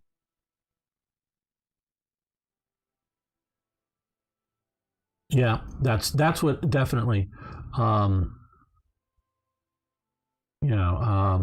Women getting wounded and men trying to save her. That was definitely Israel's experience with it. Yeah, I think there is a hard-coded genetic element to it, IKB chivalry, if you will. Oh dear, another lecture. Hi, Azads. So yeah, that's my lecture on it. I've given the topic multiple times, I know. If you've been around long enough, you've heard me talk on it before, and you'll hear me talk on it again. But yeah, that's why women should not be in combat roles. It is not based upon whether they can do the job. It's based on whether we're set up in such a way. And I don't really know, because I don't think we really have enough experience, whether female commanders, how they react. And I'm not talking what a colonel or even maybe down as a major is going to react so much of it, because war becomes a lot more impersonalized the higher you go up. The combat losses, because even though you may be on or near the front lines and seeing people die, but for the most part, you don't know them like you would in your own platoon or whatever. You don't know the names, at least not beforehand.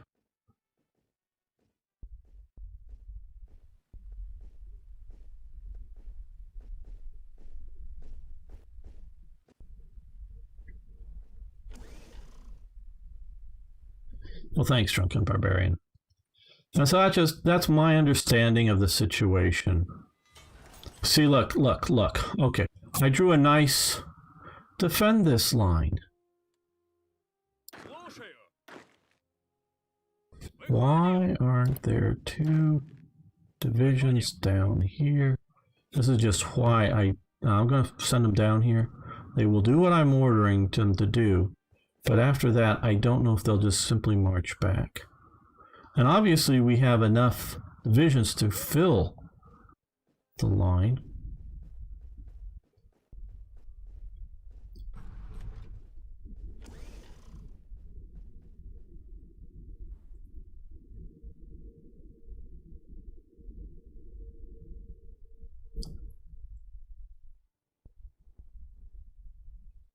And it's just, you know, like I talked about, you know, the AI isn't smart enough to put mountain divisions in mountains. I mean, I sort of created a mountain division core here, if you will, and told it to defend the mountain division. Okay, so, well, maybe they'll stay down here. You know, so it's not even just do they make the best decisions, they don't even make halfway decent decisions. Okay, well, how bad are we still on artillery? Okay. Let's open up another production line of artillery.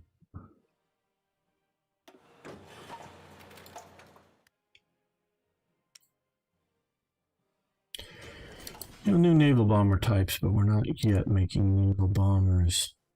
I'd like some, but I don't know if we will.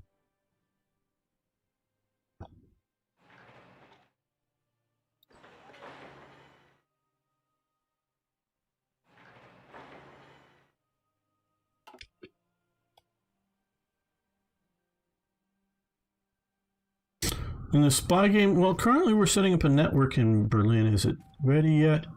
Okay, it looks like it's building a network.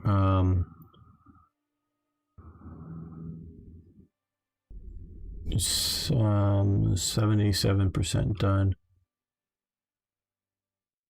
Maybe we could start doing some operations.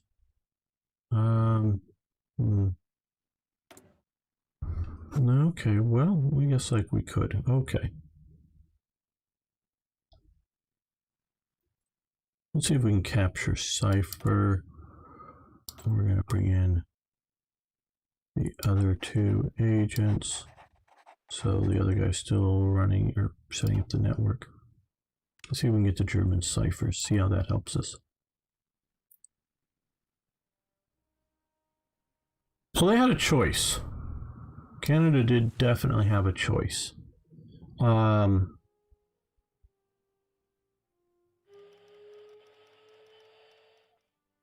Especially after World War I and what sort of happened, particularly with Australians in World War I. They had a choice to do so. Canada basically did not draft people to go overseas to fight in the war. There is something like a zombie army decision for Canada because they did eventually, I think, draft people to fill units that were garrisoning, you know, doing military duties within Canada. Well, somehow the United States took over this. Yay, Newfoundland. They took over Newfoundland. Hello, 27 Tinas. So, yeah, Canada's war was a voluntary war for its soldiers. Non-aggression, yes, we want a non-aggression pact with Japan. We don't have to worry about Japan attacking us.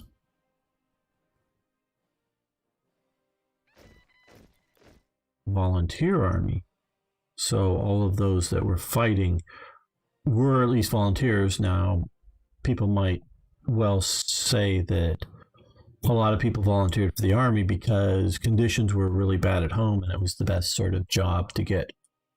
You only have 4 divisions assigned to that line. You need to assign others to this line, you were saying? Okay, well, maybe.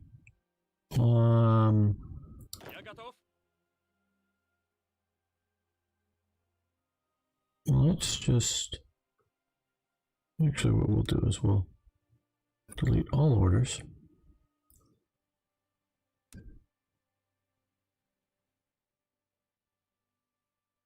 We have them all selected. Okay, well, now let's see what they reshuffle to.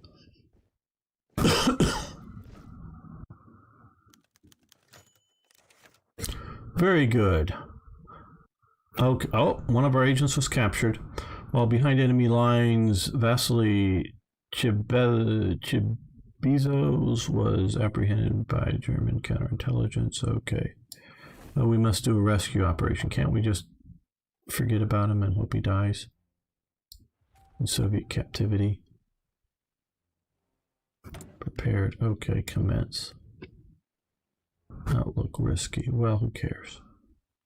You're doing it for the good of the people. Maybe that can almost be reasonable. Destroyers for that, yeah, maybe. Bermuda, Newfoundland, yeah. So I don't know of any bases up there that the U.S. got. I mean, they might have, but I don't know of them. There's a big difference when I say I don't know of it. Mostly, it truly means I don't know of it, as opposed to I don't think it happened.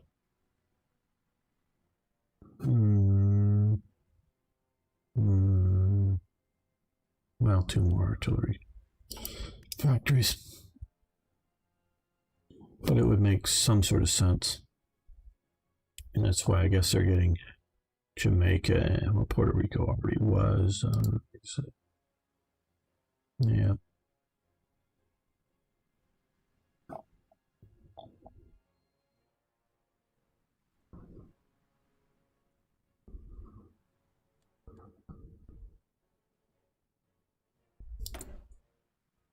Why won't you let me commence? I know we have somebody in jail, but oh, blood diversify. Okay, well.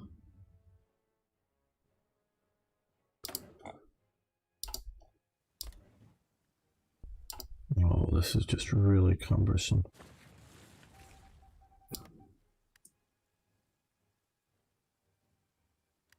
I hate when that happens. Because it's tight, I can't just like pick a new agent to come back in. I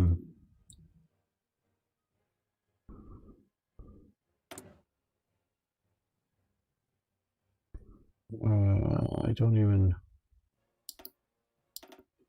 But you won't let me commence it. I don't even know how to cancel it.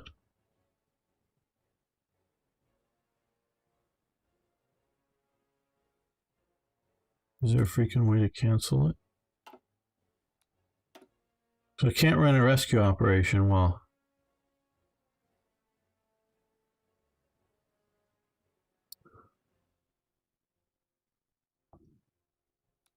Okay, well then they're back here in Germany.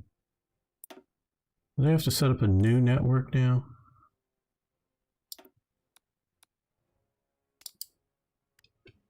Okay. Okay, well, I guess he gets to go on that one. Prepare it.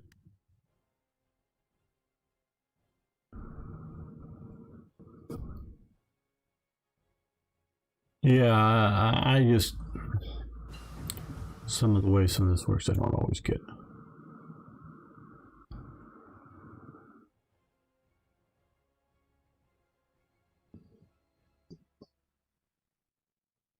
Okay, so they did Drunken Barbarian. Thank you. I did not know that they got any up in Newfoundland.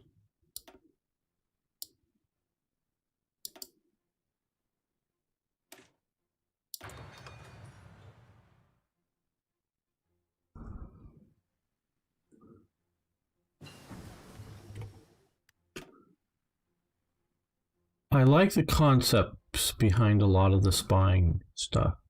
I just think it's, I don't know, too focused. Takes too long. We have too few spies.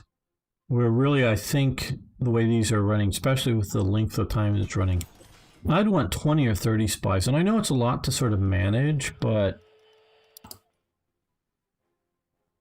it just either you can ignore the spy game or play the spy game as part of the thing and have a lot of stuff going on. We only got to do one mine out here. The war was over. Damn. Okay, what other than artillery? Okay, well we've got now some positive, but I want lots of extra artillery, like we have lots of extra weapons for either spamming out more divisions or just simply making up losses.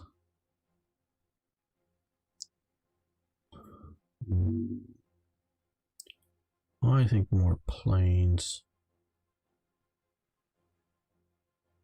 Maybe more fighters.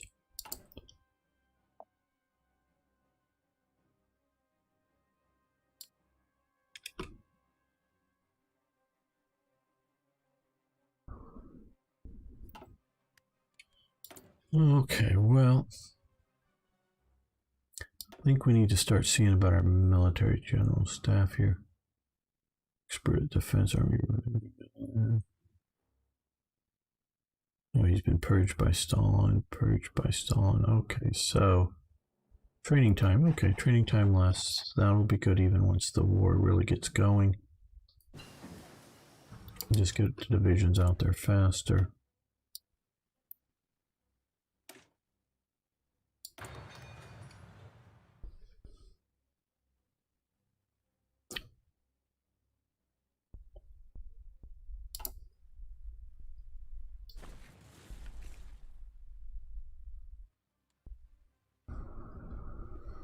Okay, this isn't terrible. We've got 2 divisions sitting here where there's no river defenses. 1 division along most of it, and obviously I could assign more. And then here where you can be attacked from multiple directions, you've got, because I think this province is going to attack that one as well as here, and here you've got 2. That's not the worst thing.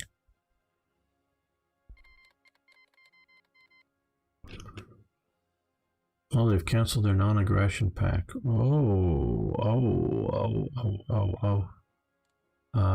Justifying against us. Hello, Klaus. Yep. Things are looking problematical, as they might say. Okay. Well, a little more worried about like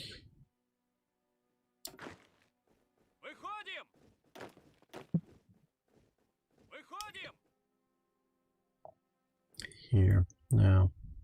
Okay, we've got 27 more divisions and 3 more armored divisions. 7. Okay, let's send 1 up here. No, I do not feel prepared to deal with Germany. That doesn't mean I am or I'm not. I just don't feel it. Okay, our defensive line. Okay, I guess our central defensive line.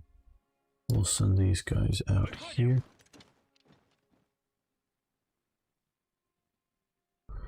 Sure, Drunken Barbarian.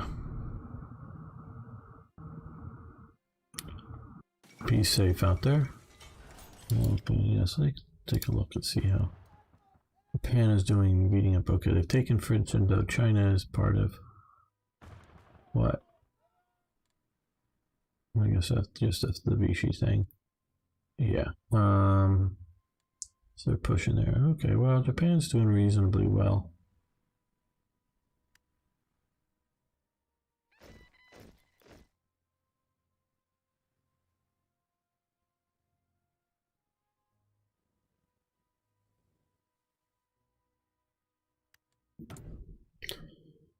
Well,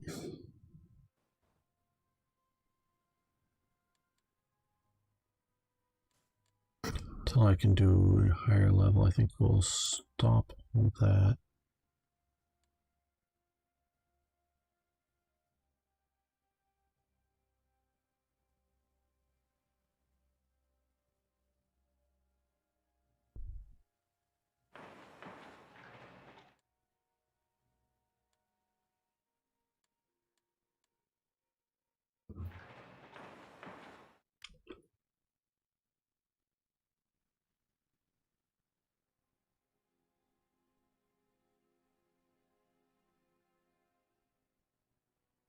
Yeah, that's another. Japan declared war on the Philippines. That's another whole can of worms, which, shall we say, very honest reports from, including in the Marine Corps, that a lot of that's going on out in just in the training field, shall we say, with often both people married to other people that aren't supposedly, separated or ending their relationships, and it causes caustic feelings amongst the platoon, meaning some guys are out there getting sex in the on the training field mission or something, and the other guys aren't getting it, so there's that resentment going on. There's other, it's not just jealousies either of a particular man or woman, but just general. And then you have all kinds of other emotional things. I am for segregated units. Now, I remember, since we're still sort of talking about this, one sort of documentary thing about Afghanistan. And there was a female who was carrying a rifle attached to a platoon. Now, she wasn't a member of the platoon, but she was attached to the platoon. And she was part of, an outreach operation towards Afghan villagers. And although the Afghanis wouldn't at first recognize her that she's a woman because she's wearing a helmet and, glasses and whatnot, protective glasses kind of thing. But as soon as she started to speak, and she spoke very little Afghani, but a little bit, especially the women would pick up on the tone of her voice. And then so she could go in and talk to the local women and whatever else.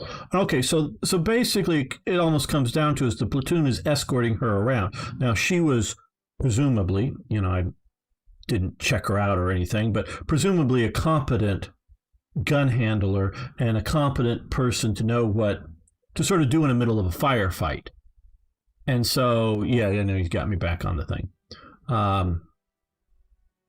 But so, there are roles that are in a combat zone and temporarily attached to, okay, but not to have them integrated into the unit. That have segregated units, men and women, segregated units is the way to go. And it's like when I was talking about the Israeli tank school, my understanding is all of the instructors are women in that particular school or whatever. It's not some yes, some no.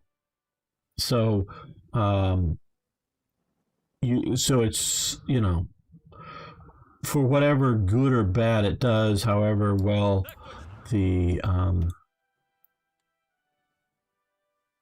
the students take to being, and these are generally, my understanding is sort of, basic tank driving and tank operations. So you're not like getting quote unquote experienced men being told what to do by an inexperienced woman or something. No, these are the good trainers that know how to do it, talking to recruits into the unit. Okay, well, we need more tungsten.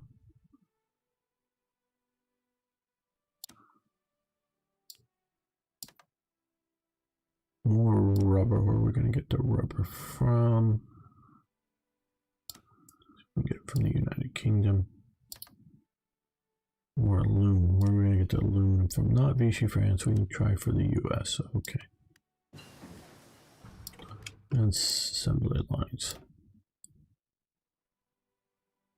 Okay.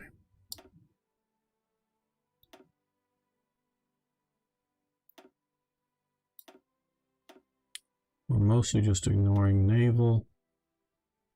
Let's do anti-tank guns. Improvement.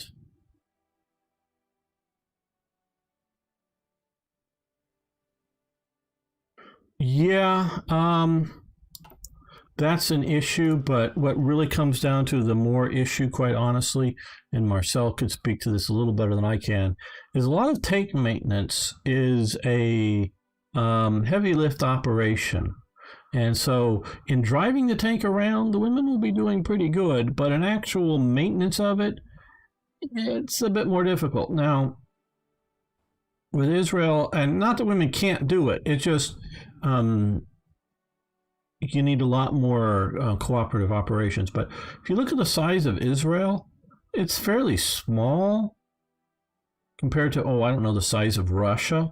So the distance a tank has to drive around, or even compared to like Iraq, the distance a tank has to drive around here is a lot smaller. So you don't have as much maintenance on it because it's not you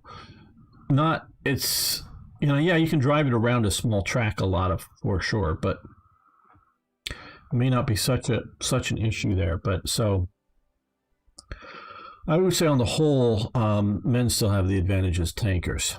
Now, if you're talking pilots, you know, that's a different thing entirely. And I don't know how women deal with high G versus men deal with high G and whether it's better or worse. But that is where it really comes down to, okay, we need even more artillery because we must have had a bunch come. No, okay, well, more artillery it is then.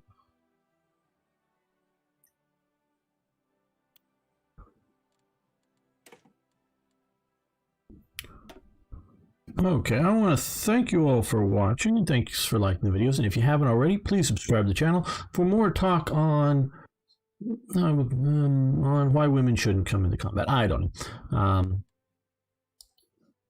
I'm not putting them down at all. I'm talking more about men's reactions to them than themselves. But love to hear your comments. See you next time for more Hearts of Iron. Okay, guys, I think I'm going to cut it a little short today. I got 3 episodes in. But I think that'll be it. I want to thank you all for being here, participating. Drunken Barbarian, Marcel, Arno, Azads, IKB, who I don't know who else I'm forgetting. Klaus did comment. Flintman, just scrolling up the things. Thank you all. Lum, of course. Yeah, thank you all for being here. So we will, tomorrow I'll be driving tanks in War Thunder. If some of you want to join me, that would be really cool. Yep, tomorrow's still on for sure. I mean, something could come up, but I have no plans of not doing it. And Wednesday, it'll be Strategic Command World War I on the Slytherin channel. I'll be continuing that. So hope to see you all there. And then, of course, next weekend. So, maybe sometime late next week. I still got, I think, what, 2 more episodes to put out, 1 or 2 more, maybe just 1 more. I'm not sure, but we'll definitely do some more, but not today. IKB for sure. I just feeling a bit tired, and I don't want to do that a little better when I'm a little fresher. I'm really trying to put a lot of effort into that series. It's getting at best okay numbers, but I really like that.